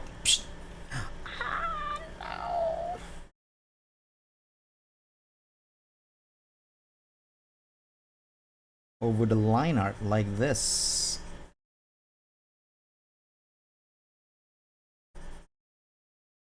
Then it'll look nice and see-through.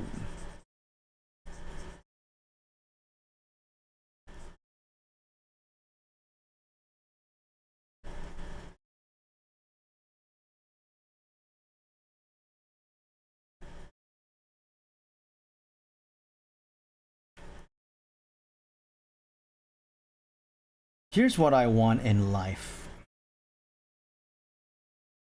sustainability to play video games and draw doodles. That's it.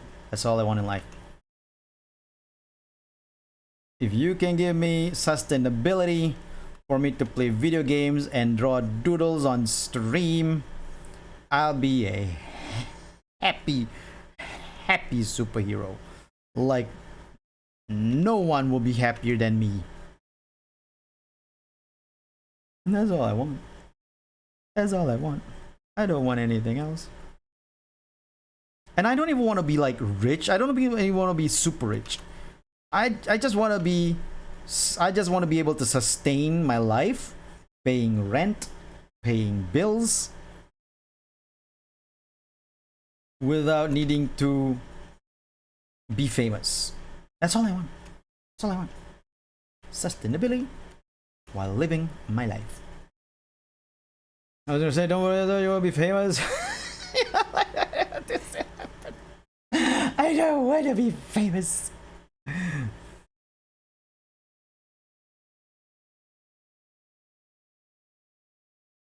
Hey, this is just, I wish you were like semi-famous, like small corporation level support. We can dream, can we? I would love, yeah, semi-famous is okay. Semi-famous is okay. Because semi-famous, say I get like a stream of like 500 viewers. I'd be happy with that because that's a sustainable amount of ad revenues I get for YouTube. I think you're definitely entertaining. Don't just collab with someone more famous than you. That's something tickle down.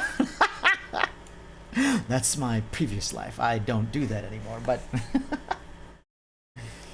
hold on a second. Drifting again. The trackers drift a little bit, but that's more on me because when I sit down, I sort of like move around a lot, so it kind of like confuses the tracker. Where should we be?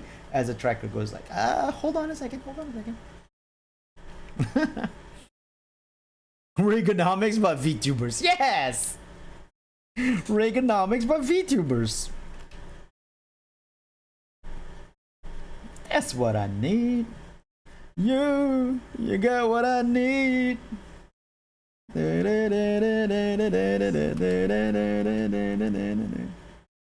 then you got what I need.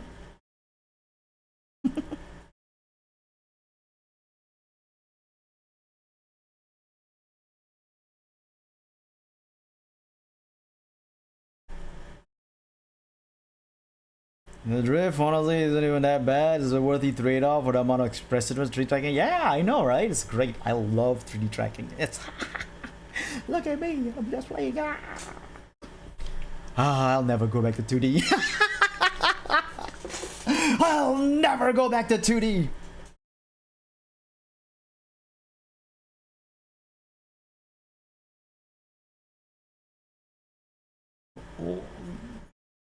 I don't even know why anyone want to go back to 2D.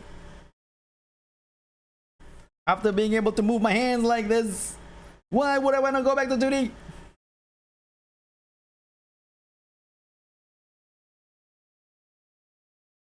Fame and money aren't worth it, believe me. There are thousands of videos of poorly animated stories with worse plots than the Mexican soap opera. Watch as a child to confirm this. No, I agree with you. Fame and money is never really that worth it. And I have never gone into my field, whether it be animation, comics, and or VTubing, ever wanting to become famous. I've never really wanted that. Becoming famous is never a goal for me. Making it sustainable, that's the goal for me. That's what I want. But making things sustainable is hard, baby.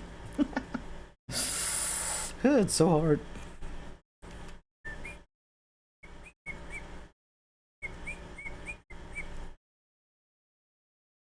I just want to be able to sustain my life and just sit around, play video games, and entertain the masses who wants to watch my content. Say that like Mexican soap operas aren't big fiction. People are finally starting to see the light when it comes to 3D. It took like 5 years.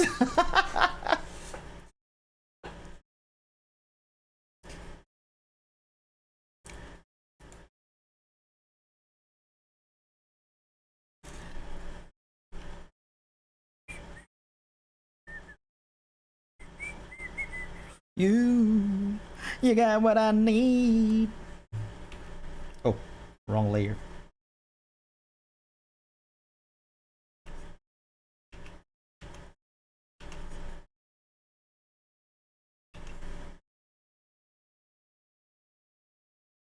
Bowser. Ah! I made a mistake.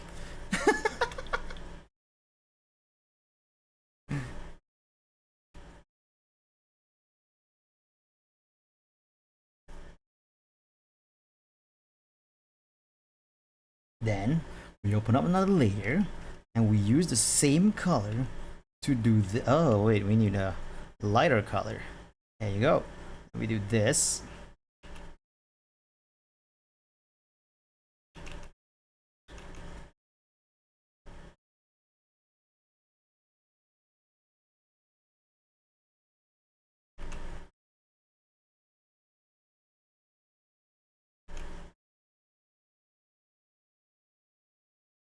little bit of touch-ups just to make it look nice.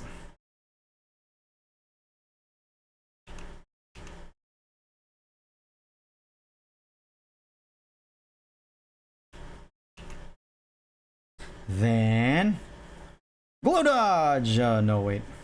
Add glow. No wait. Not working. The effects are not working.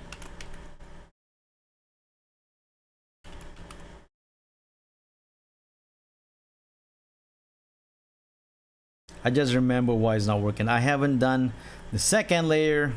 Blur that layer underneath. And then add glow. Shbling! Ooh! Let's see glow dodge. No, add glow is better. Da-da!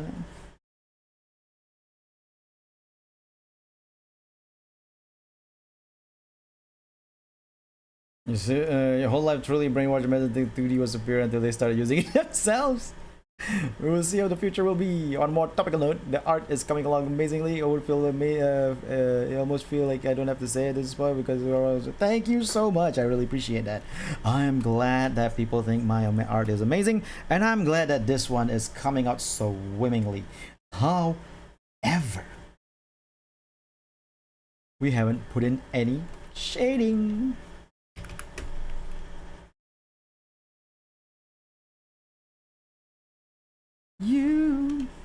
You got what I need. Oh, that song is now stuck in my head. Hold on. Okay. Hold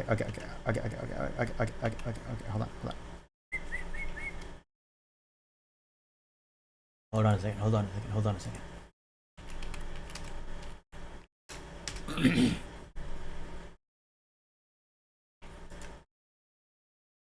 We're gonna do it right now, near the end of the stream. We're gonna do it.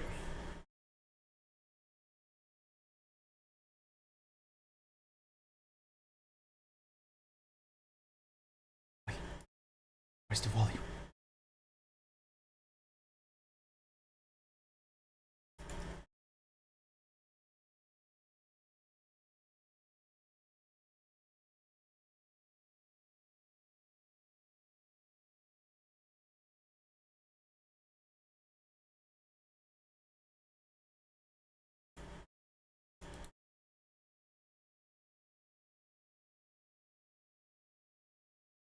Wait, what? Hold on a second. My YouTube has no volume.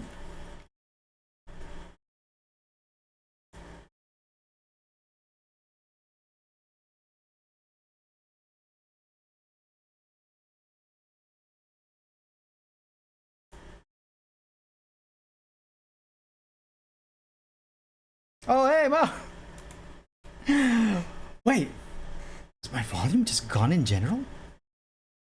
Can I not hear? Because I did not hear the raid popping in.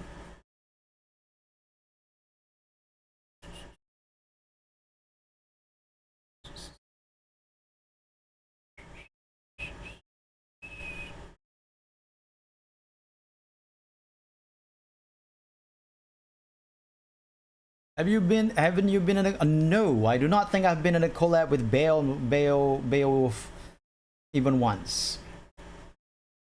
Also, Mao Red, thank you for the raid. Appreciate it. SO Mao Red. There you go. Oh yeah, no, the microphone, my microphone is fine. I can't hear anything on my end. And I'm trying to figure out if that's a desktop problem or just YouTube. I'm trying to figure, what should I...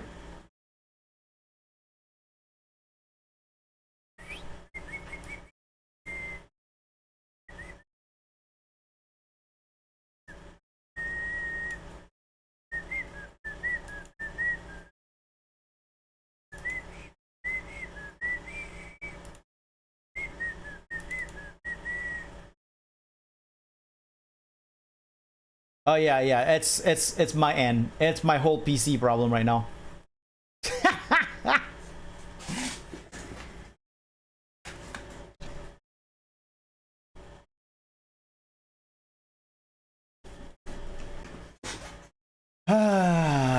God damn it. Well, that happened.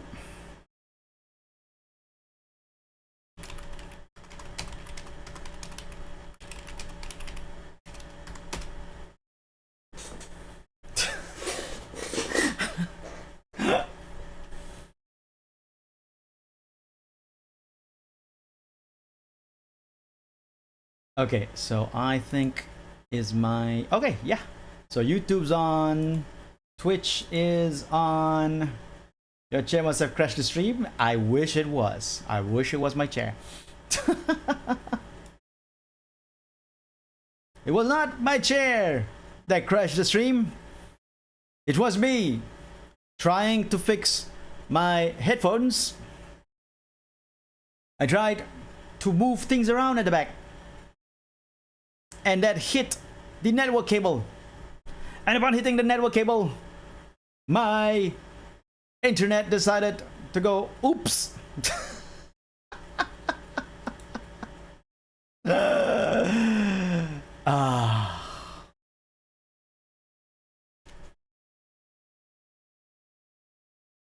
So because of that, my stream went off.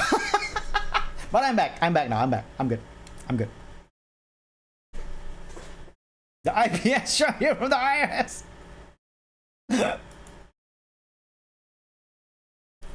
First things first, let's get our setup. Okay.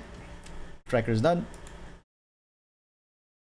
That being said, though, I need to restart my PC if I want to fix my audio so that I can hear things. So because of that, we will not do my plan. My plan was just now to put on David Bowie's Heroes, and I sing along with it. You guys will not hear it on your end, but I'm supposed to be singing along with. Was it Lagman or it was Mr. Lag? Mr. Lag was the name of the villain.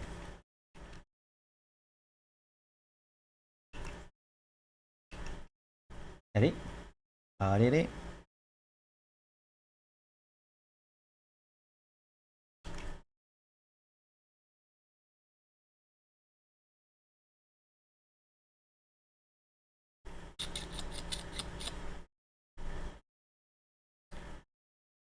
So yeah, the idea was I was gonna do a little bit of what do you call that? No music karaoke. But now that I cannot hear the song through my headphones, I can't do my karaoke. So there's no kara that can be okay right now. Sing along. I can't do the sing along anymore. Anyway, back to the drawing. We're gonna try to finish the drawing because we're already in the shading section. So we'll be finishing this drawing really soon and putting it on the Twitter. I do not think that Bao will be able to see it because I'm not a big artist slash streamer slash content creator. But I will still put it on the interwebs for people to see once it's completed. And this is drawn to wish Bao well, and to wish the best for her and the current drama that she's involved with, because there's a lot of things that happens to her, a lot of things that should not have happened to her, because she's one of the nicest person I've seen as a streamer. So all the things that happens to her makes me sad. So I want to hope that this would make her feel better, even if, but then if she doesn't see it, then wouldn't really do much of anything. But just as an artist, I want to put out something that can give my respect slash honorable nod to her as a content creator that, you know, is enjoy, because I do enjoy watching Bao stream and watching the clips that she is involved in. I do enjoy her as a content creator, so knowing that she's sad is heartbreaking, and thus why this drawing today is done in impromptu style, because I never planned for this stream in the first place, but wanting to make her feel better, I decided to do said stream.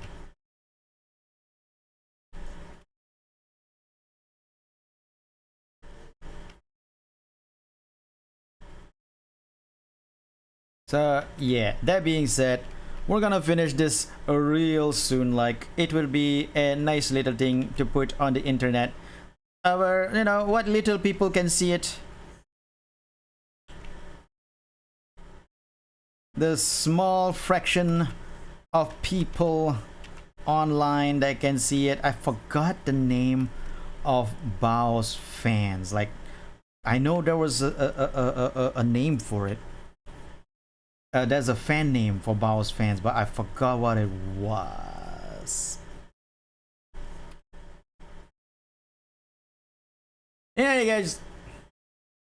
Even if she doesn't see it though, it is online, and that's all that matters. I'll draw the lyrics as I sing. Thank you, welcome to the stream. Also, Mao Red, I forgot that you also brought in a bunch of people. There was a raid that happened that I did not welcome the people in this said raid, so let me go through that.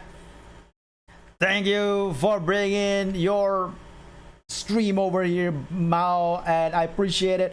Eternal Saber EX, welcome to the stream. J King Plays, welcome to the stream. Pending VT Pending, welcome to the stream. Mao Red, welcome to the stream. X Jess, welcome to the stream. I hope everybody is having a lot of fun watching my stream right now, and I hope that you had a great stream over at Mao. Since it has Pending and Jess in it, I can only assume that it is Fate's Day Night. And J King, sorry, and J King. I can assume that the stream was Fate's Day Night, and I hope you guys had a lot of fun voicing the game.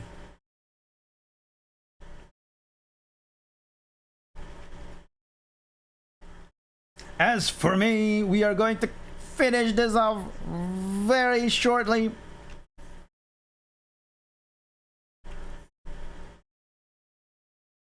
It was fun? Nice.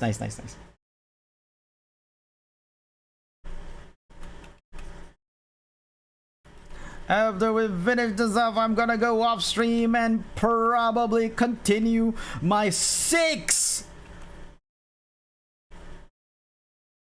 gacha games.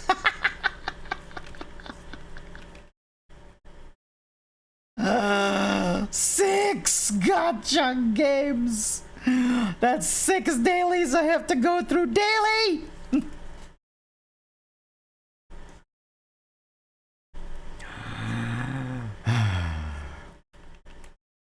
I really should get gacha sponsors.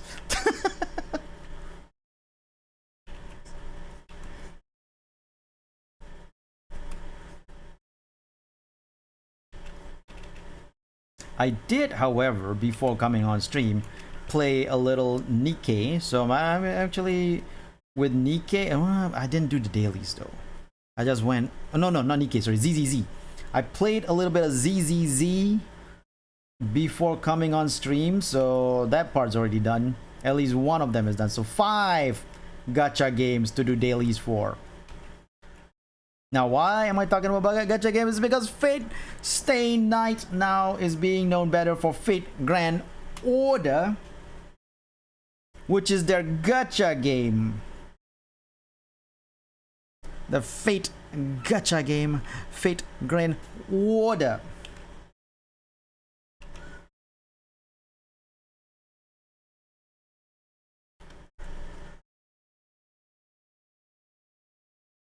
Now, why do I say it water? Because I'm stupid. No other reason. I'm just dumb.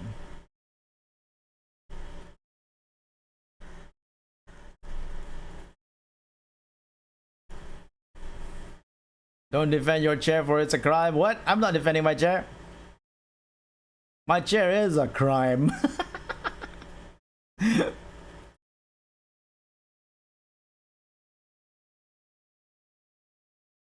Too many gachas. Water. Water. Don't know why it's funny to me that everything is silent and when you talk, the fan is supposed to fan. It is a fan. It's not a fan. It's actually a portable air conditioner. Sounds with you as if you were turning on and off all the time to bother you. Yeah. So the thing is, my mic would not capture the humming of the portable air conditioner by itself. See, nothing. You don't hear anything. But when I speak, as the microphone is capturing my voice, it also captures the wind that comes with the portable air conditioner. That's why whenever I speak, you can hear the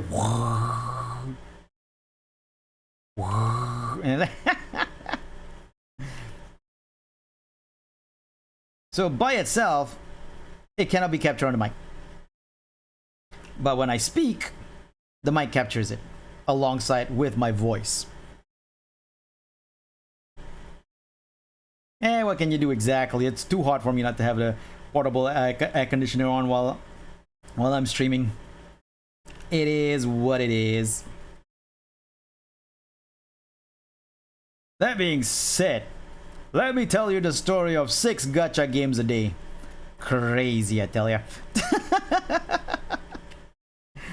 So, as everybody know, I play Nikkei Goddess of Victory. Tomorrow, by the way, I'm planning to do a Nikkei stream tomorrow. And then I play ZZZ, Zenless Zone Zero, also a favorite. And Honkai Star Rail. And also Honkai Third Impact. Sorry, Honkai Impact Third. Third Impact is a Street Fighter thing. So then recently, as people saw on stream, I tried out AFK Journey. And it's really fun. I am all the way in with AFK Journey. I am enjoying it. I like it very much. And I have amassed quite a good number of heroes in AFK Journey. I might stream that in the future. Now, there is also another game that I downloaded, and at first, it seems just like a sexy waifu game that has like fighting in it. So, you know, Fate Grand Order style. So I was like, don't need that. Then the game says a card-based gameplay. I was like, oh, that sounds fun. Card-based gameplay. The tabletop player in me is intrigued. So I downloaded it, played it. It's not much of a card-based gameplay. So what the game does is that the game has a team of female animal merged characters. Wolf girl, fox girl, whale girl, that kind of stuff. So VTubers, basically. Oh, forgot. Name of the game is Echocalypse. No, I'm not playing AFK Arena. I'm playing AFK Journey. How big of a game is AFK Journey? It's not that big, actually. It's kind of small. This market is light.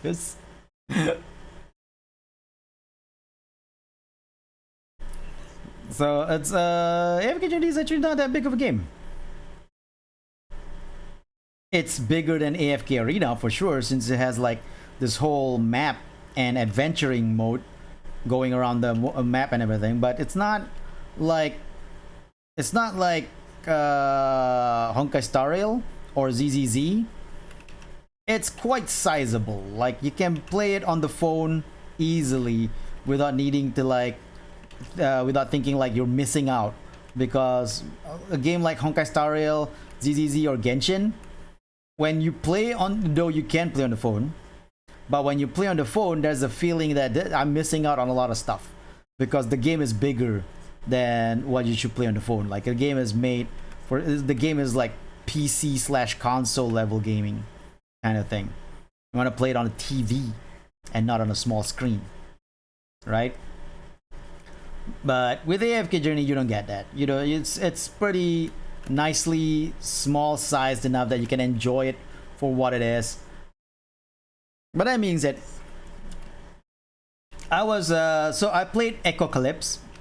It's pretty much like, okay, you know, sexy waifu, shooting, fighting, with so far from what I know of the story, kinda generic anime-ish story.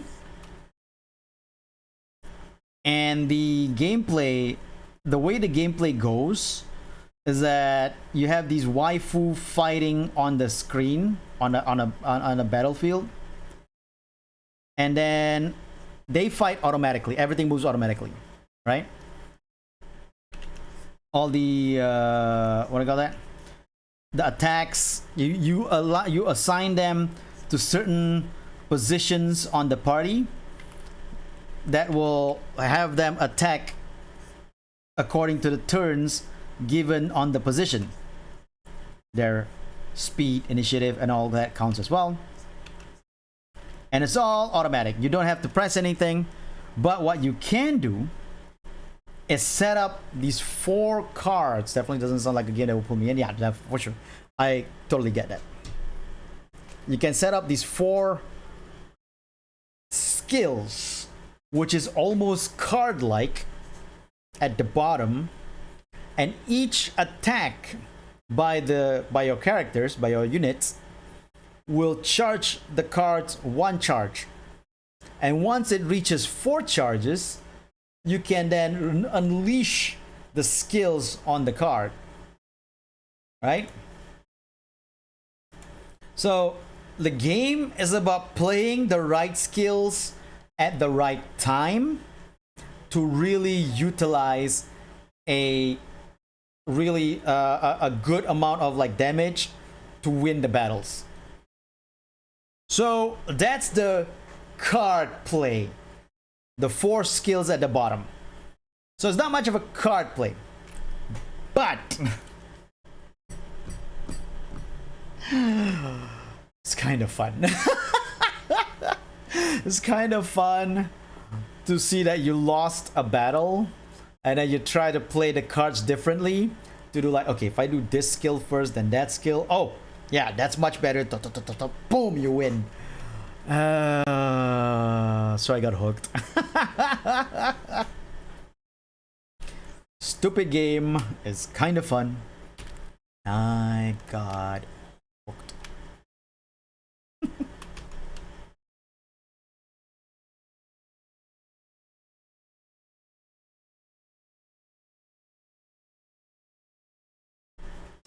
I forgot that she has flowers on her skirt. All that to say, it's a guilty pleasure. It is a guilty pleasure, though. It is a guilty pleasure. Oh, she got all these flowers on her skirt. And I guess I gotta draw them for just so many flowers.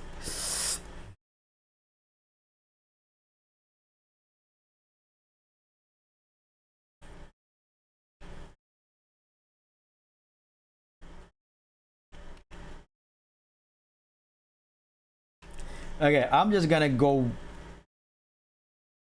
whatever I want to draw here. I'm not even gonna think about what I'm drawing, what flowers. I'm just gonna draw what butterfly, whatever, just as long as it looks nice and patterny.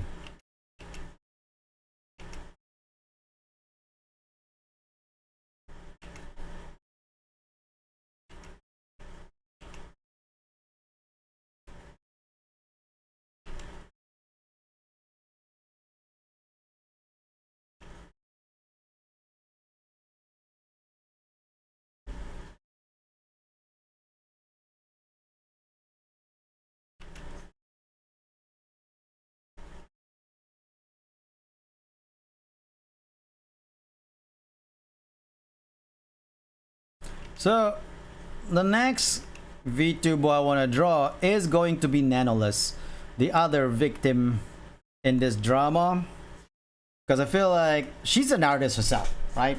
She's an artist herself, so I think if she actually managed to get a fan art from me, maybe it'll make her feel much better. Though again, the probability of her seeing it is extremely low, because let's face it, not a famous VTuber or content creator or artist.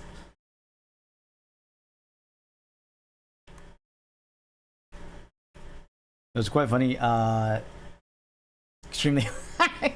Nah, you wish. You wish it was extremely high.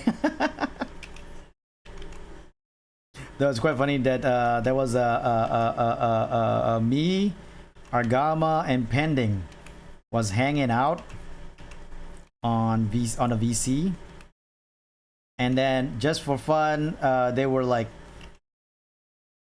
asking ChatGPT about no pink ponies.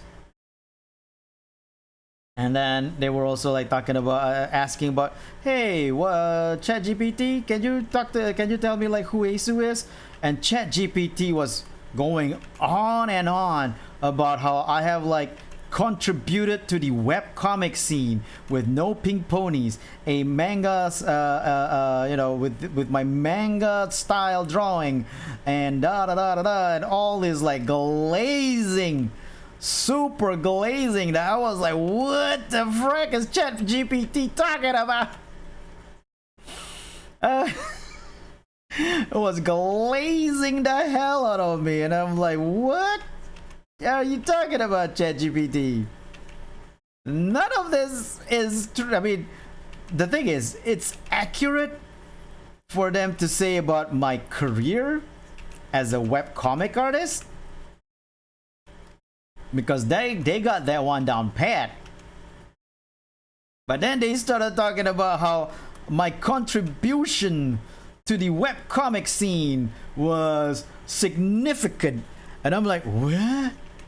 Where? How? If it's so significant, then why don't people know me? That's the funniest stuff.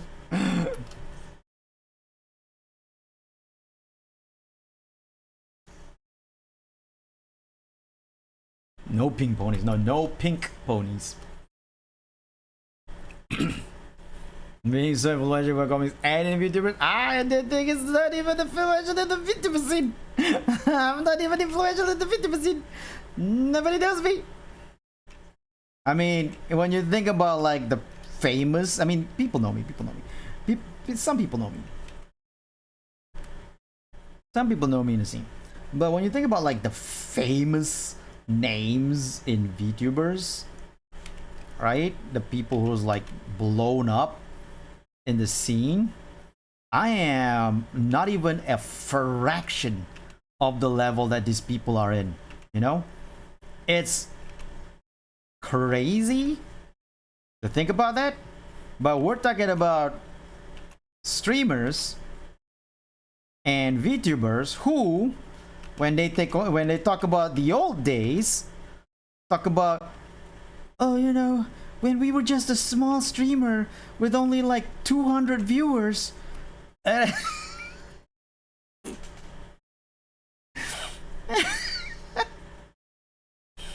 was like, 200 viewers? That's not a small streamer!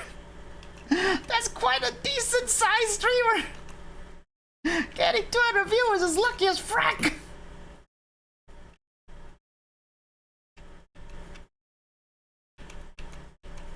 So we're talking about streamers like that, right? We're talking about those kind of those size. And for someone who's been around for 6 years, I'm supposed to at least get, I mean, logically speaking, if I had been more active in like spreading my brand, I might have been able to get to that 200 viewers level, maybe. But then again, there's no guarantee. I might not have ever gotten there, no matter what I do. You know? because this scene, this content creator slash streamer scene, is volatile as heck, unstable. You don't know how people get popular as they are, and you don't know why. You don't know, you know, what they did, and you do the same thing and you get nothing, or you do something new and you get nothing. So there's no guarantee in this scene that we're in. It's volatile, it's unpredictable. The only thing you can do is just make content and just make it to make it. That's it. Don't think about like, I'm gonna make this and I'm gonna make a bajillion, I'm gonna get a bajillion followers. Don't think like that, because if you think like that, you're either gonna set yourself for disappointment, or the views you get will not be as genuine as you want it to be. Yes, it's nice to get that.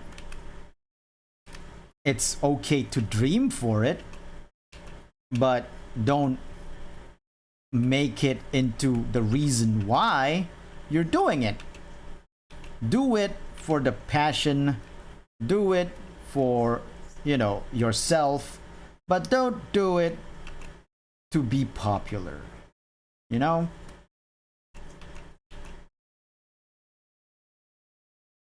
Because if you aim for that, that's when you get people like Cinder. Oh, we went back to it. We went back to it. Oh, I'm such a genius.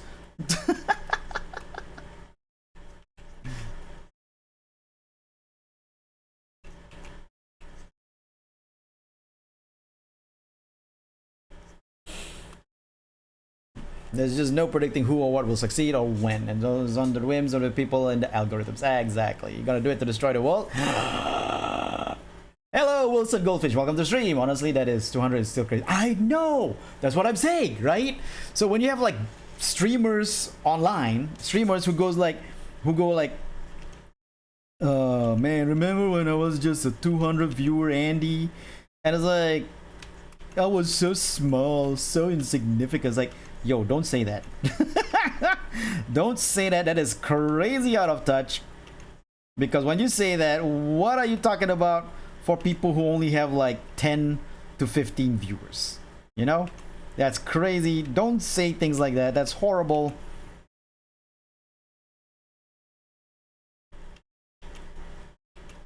Just remember that when you have 200 viewers, that is still a good amount of viewers, even if it's not you know, get rich amount of viewers.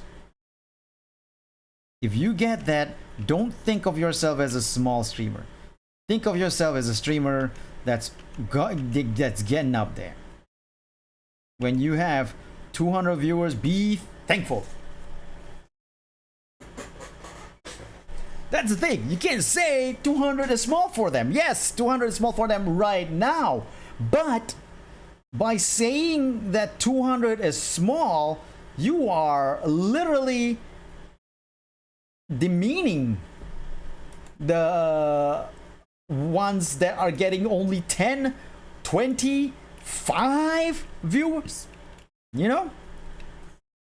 So, what I'm saying is, try to be more aware of the people involved as well.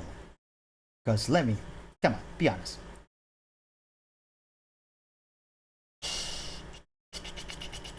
There you are, okay. Oh, dang it, I can't do that. What I'm saying is, when you say something like that, be aware of the people you're talking to as well. Because they might be listening, and they might be like someone who only has like 5 viewers, and when they hear someone say, when I was a small VTuber and with only 200 viewers, and they're gonna be like, oh my god, I'm a useless VTuber.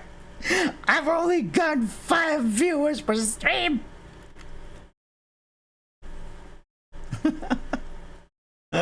I'm not talking about myself though. I don't really think that, because I don't, like I said, I'm not doing this for fame.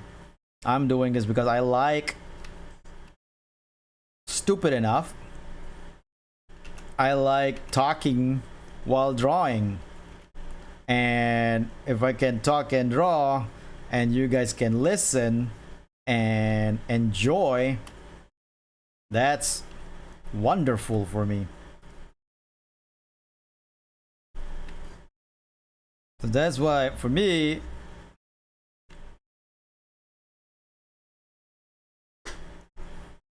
I want to make sure that, for me, I'm doing this because of, I'm not dreaming of like getting to the thousands of viewers for my streams and all that. I don't want to dream of that, because honestly speaking, I don't want it. I don't want to be that popular, because being that popular to me is not, there's no upside to it. There's no upside to being that popular for me. I just want to be the guy that gets to draw and entertain the masses.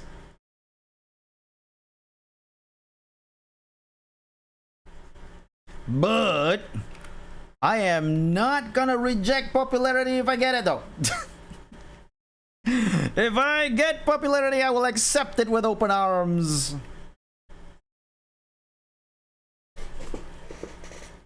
Well, minus 200, you have to consider antimatter. Just comes up as ungrateful. Yeah, kind of feels like it comes up as ungrateful. Being recognized is a lottery. You win, you lose. Better to do things for fun, not to be famous. Exactly. Old saying. Even the millionaires feel poor when all their friends are billionaires. That is true. It's just not nice to the people underneath you. Also, it's late. I may have missed it. But is there a good reason for the giant looking good A-suit text up top? Why is that text up there?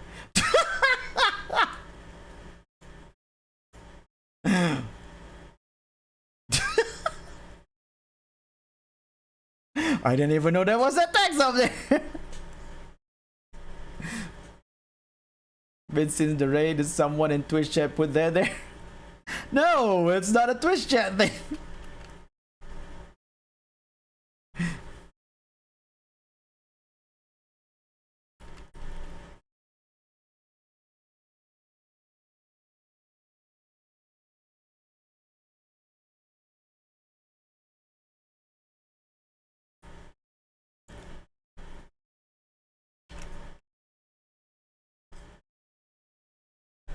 The test has been there for a bit. I thought it was intentional. No, it was not. That was funny though. I didn't expect that.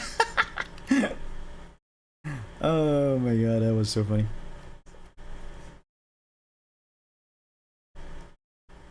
I mean, you guys saw me. I basically like jumped back seeing that tag. It's like, what? What is that there? Who are you? Where is she?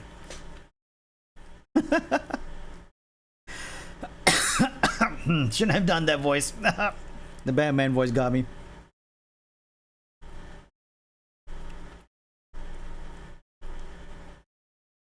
But yeah, no. So anyway, like I said, there's a little bit of like out of touchness when if you call. You can say that in the old days you get like 200 views.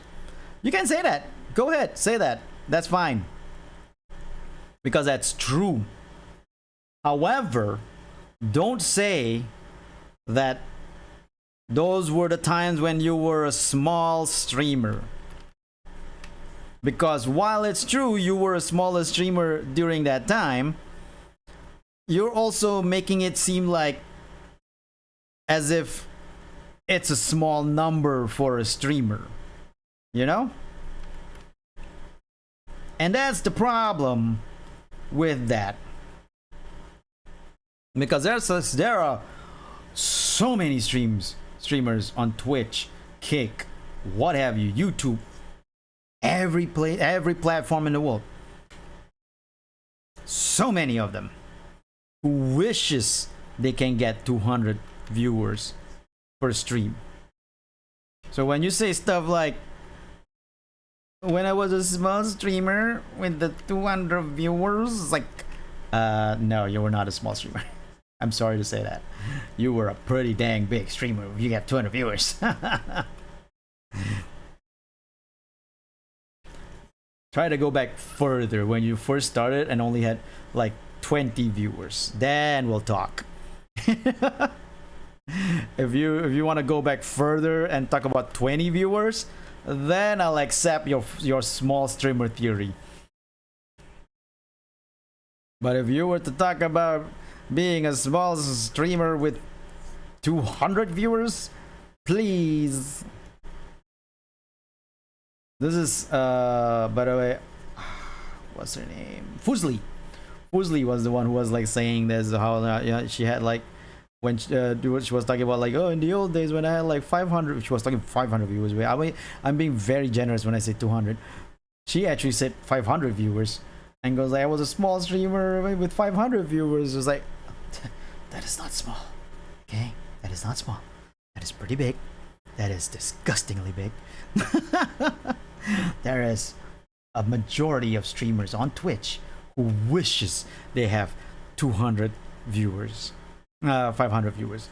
So please be aware of those people who's also working so hard, trying to get their names out there, trying to, like streaming every day, trying their best to get their their recognition, to get people to come into the stream to watch, to get that number, that elusive number of the hundreds of viewers.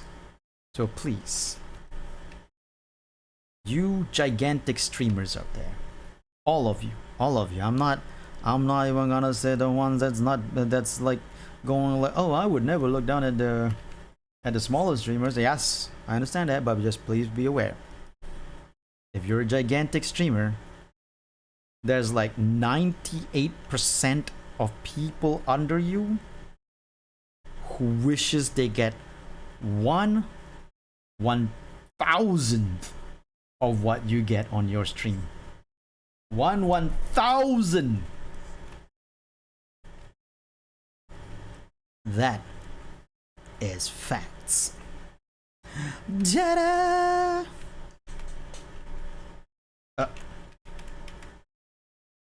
So gigantic streamers, or even just a big streamer, one that gets 500 viewers, don't complain about 500 viewers.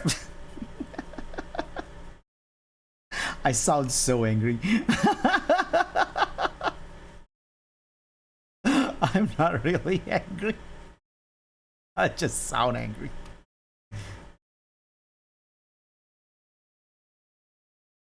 Now, I myself, again, don't really care about getting 500 viewers, even if I have you nice people right now that's in my chat currently, which I am not watching to see how many viewers are in my chat. But even if I have only you guys for the rest of my streaming career, I'll be happy. I'll be super happy. Because all I want to do is just stream, make content, and if I can, in the future, make money from my content. But I don't want to be famous. I don't want to be popular. I just want the money. So please,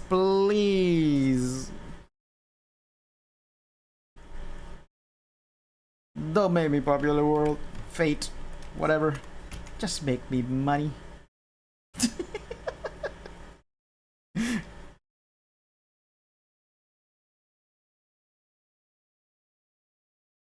Ta-da! Oh wait. Ta-da!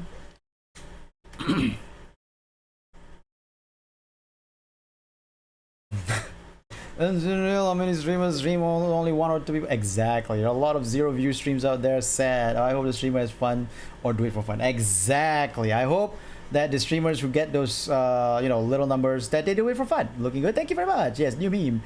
Looking good. That's a new meme. Looking good, Acer.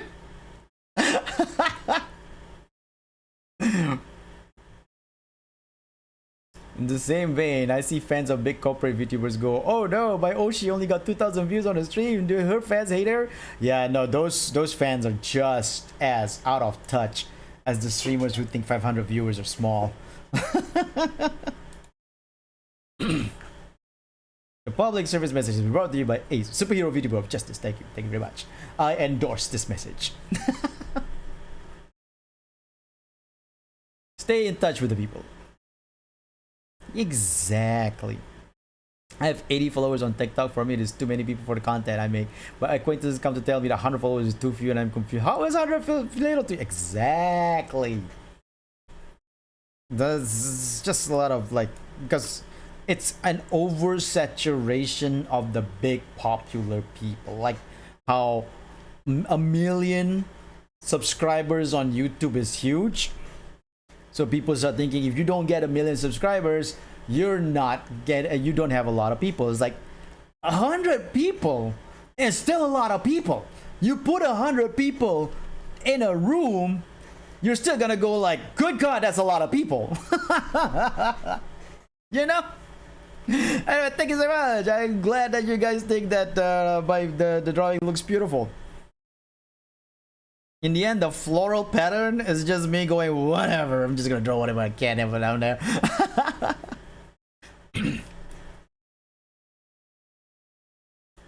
I'm glad that you all like what came out.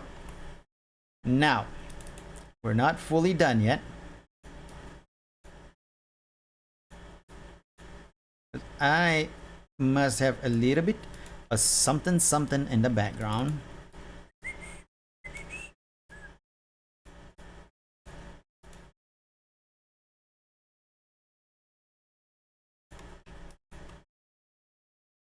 Multiply.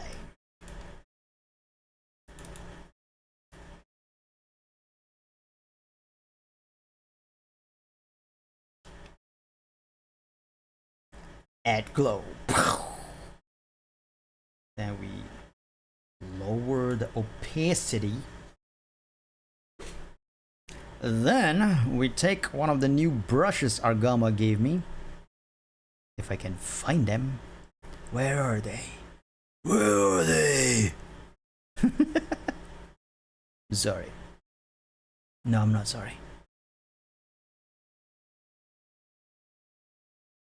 No, it is speed line. Nuance, yeah, it is one.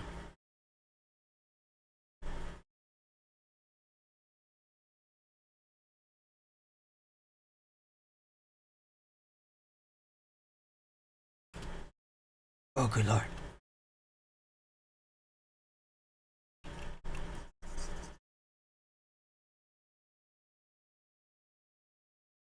Huh. I thought it would look nicer. But now that I see it, it kind of looks ominous. Like she's about to do something evil. Yeah, no. I thought it looked soft and nice. That is not the case.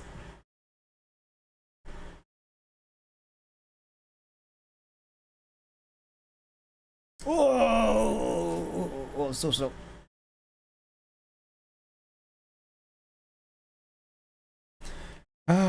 It's not working. No. The new brushes is working. It's just not.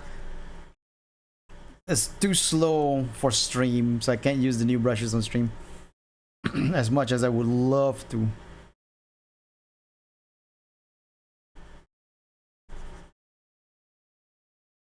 Also, probably should do different color.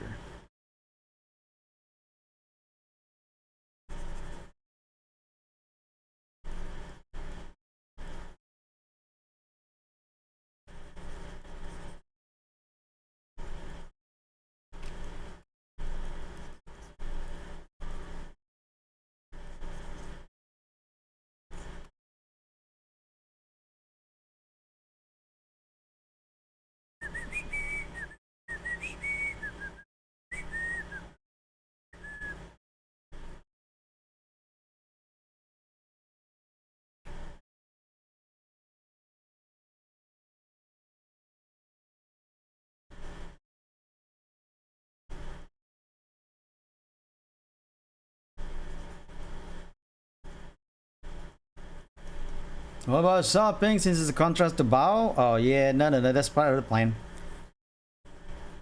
That is part of the plan. The problem is not the color. The problem is the brush. As you can see, it's a little bit painful.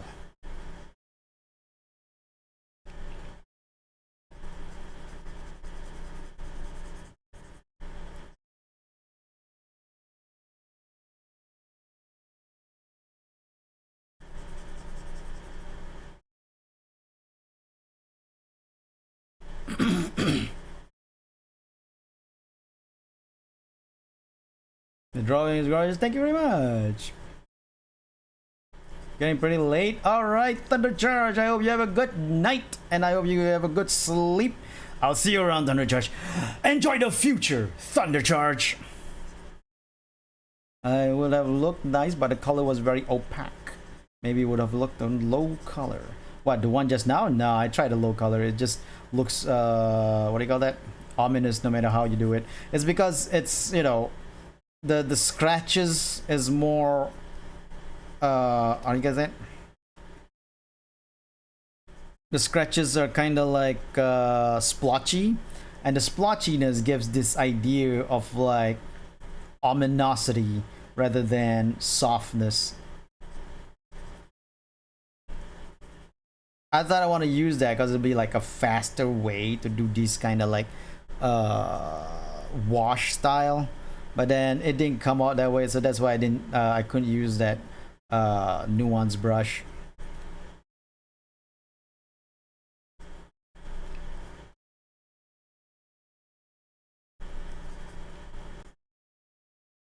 Now we do this.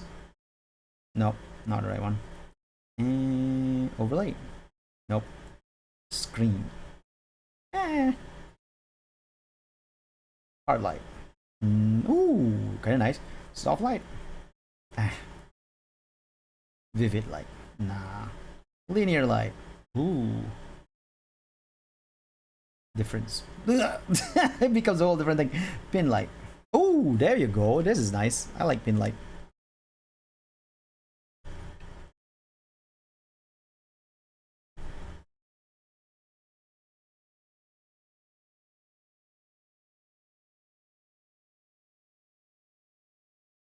The gouache brush.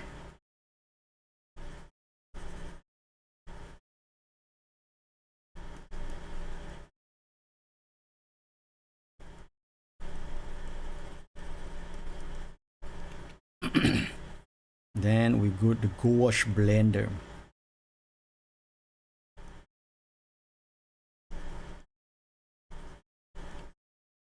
Can't talk much about the background because I had to make gradient, just paste the background from Pinterest. Understandable. Understandable. I try to go abstract with the background, but most of the time I would do the gradient thing as well. It's faster, easier, you don't have to think much. Though these days I want to try to put more effort in actually making backgrounds, but today I just want to finish this ASAP and get it up on the tweet. Cause maybe in Friday or Saturday I'll draw Nanoless. We'll see. But I do want to draw Nanoless, give her some love.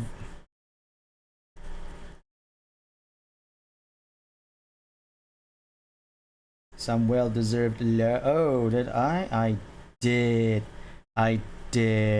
I colored it on the same layer as I did the goddamn. Oh man, was a mistake. That was a mistake. Oh well, what you gonna do about it?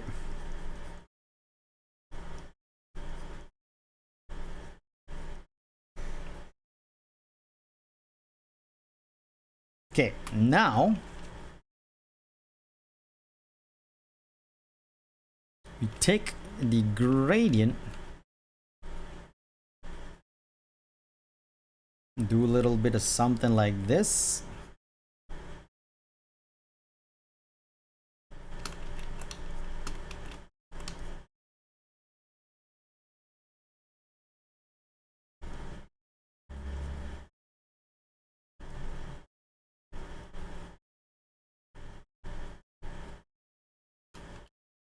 Combine all of the radial gradient colors.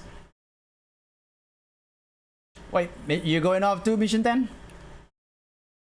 If you're going off to, then I'll see you around mission 10. I hope you have a good night, and I'll see you around. Enjoy the future, mission 10. Mistakes aren't bad, they make you human. Yeah, that's true. That's true. The problem I have with... Oh, wow. I'm just leaning back. Feeling a bit too relaxed, are we? Okay. So the problem I have with making mistakes is the feeling that I get after I make the mistake. The feel bad inside. Like I wish I didn't make the mistake so that I wouldn't have to feel bad. That's the problem I have with it.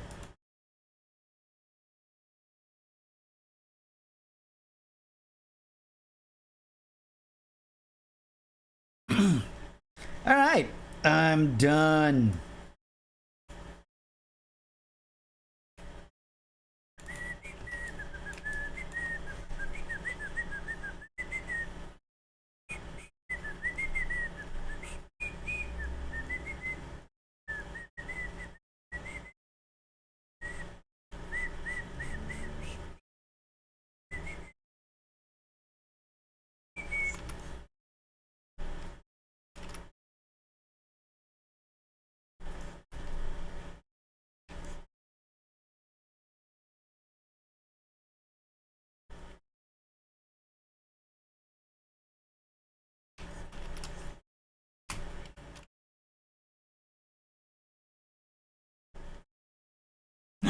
Oh no, I didn't realize it. Hold on.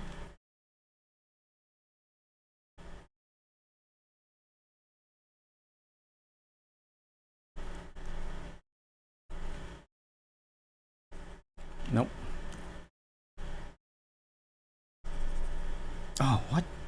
Wait, what? Hold on a second. Why can't I color that?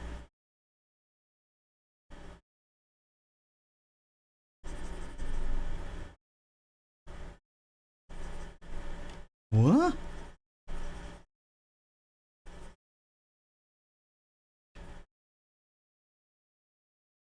Oh, pin light. So stupid.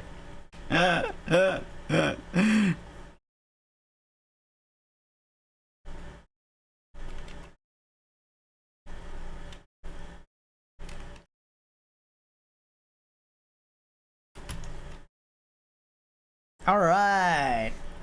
Mistakes are okay, but inside they still taste bad. Yeah, especially when it's something that according to you, you had already perfect. Exact. It came out looking good. Thank you. I'm glad y'all like it. Anyway, I am going to end the stream here. I want to thank you everyone that stuck around and watched me draw Bow the Whale. This means a lot to me. You guys mean a lot to me, and I hope that you guys all feel good and have a good time for the rest of the day that's coming up, for the rest of the night that you have, and or your days tomorrow onwards. And I hope that you all stay good, stay healthy. Don't forget to hydrate. Oh yeah, before that, Nikkei stream tomorrow. Planning to do some Nikkei stream tomorrow. And then on Friday or Saturday my time, which is Thursday or Friday in the Western Hemisphere, I will be drawing Nanoless on stream, just like I did with Bao here. So look forward to that. And the rest of the time now is all just about ending the stream. I want to thank you all for coming, and stay good, stay healthy. Don't forget to hydrate whenever you can, and of course to always enjoy the future, heroes. Otsu Justice. Oh wait, I gotta set something up. Okay, now Otsu Justice.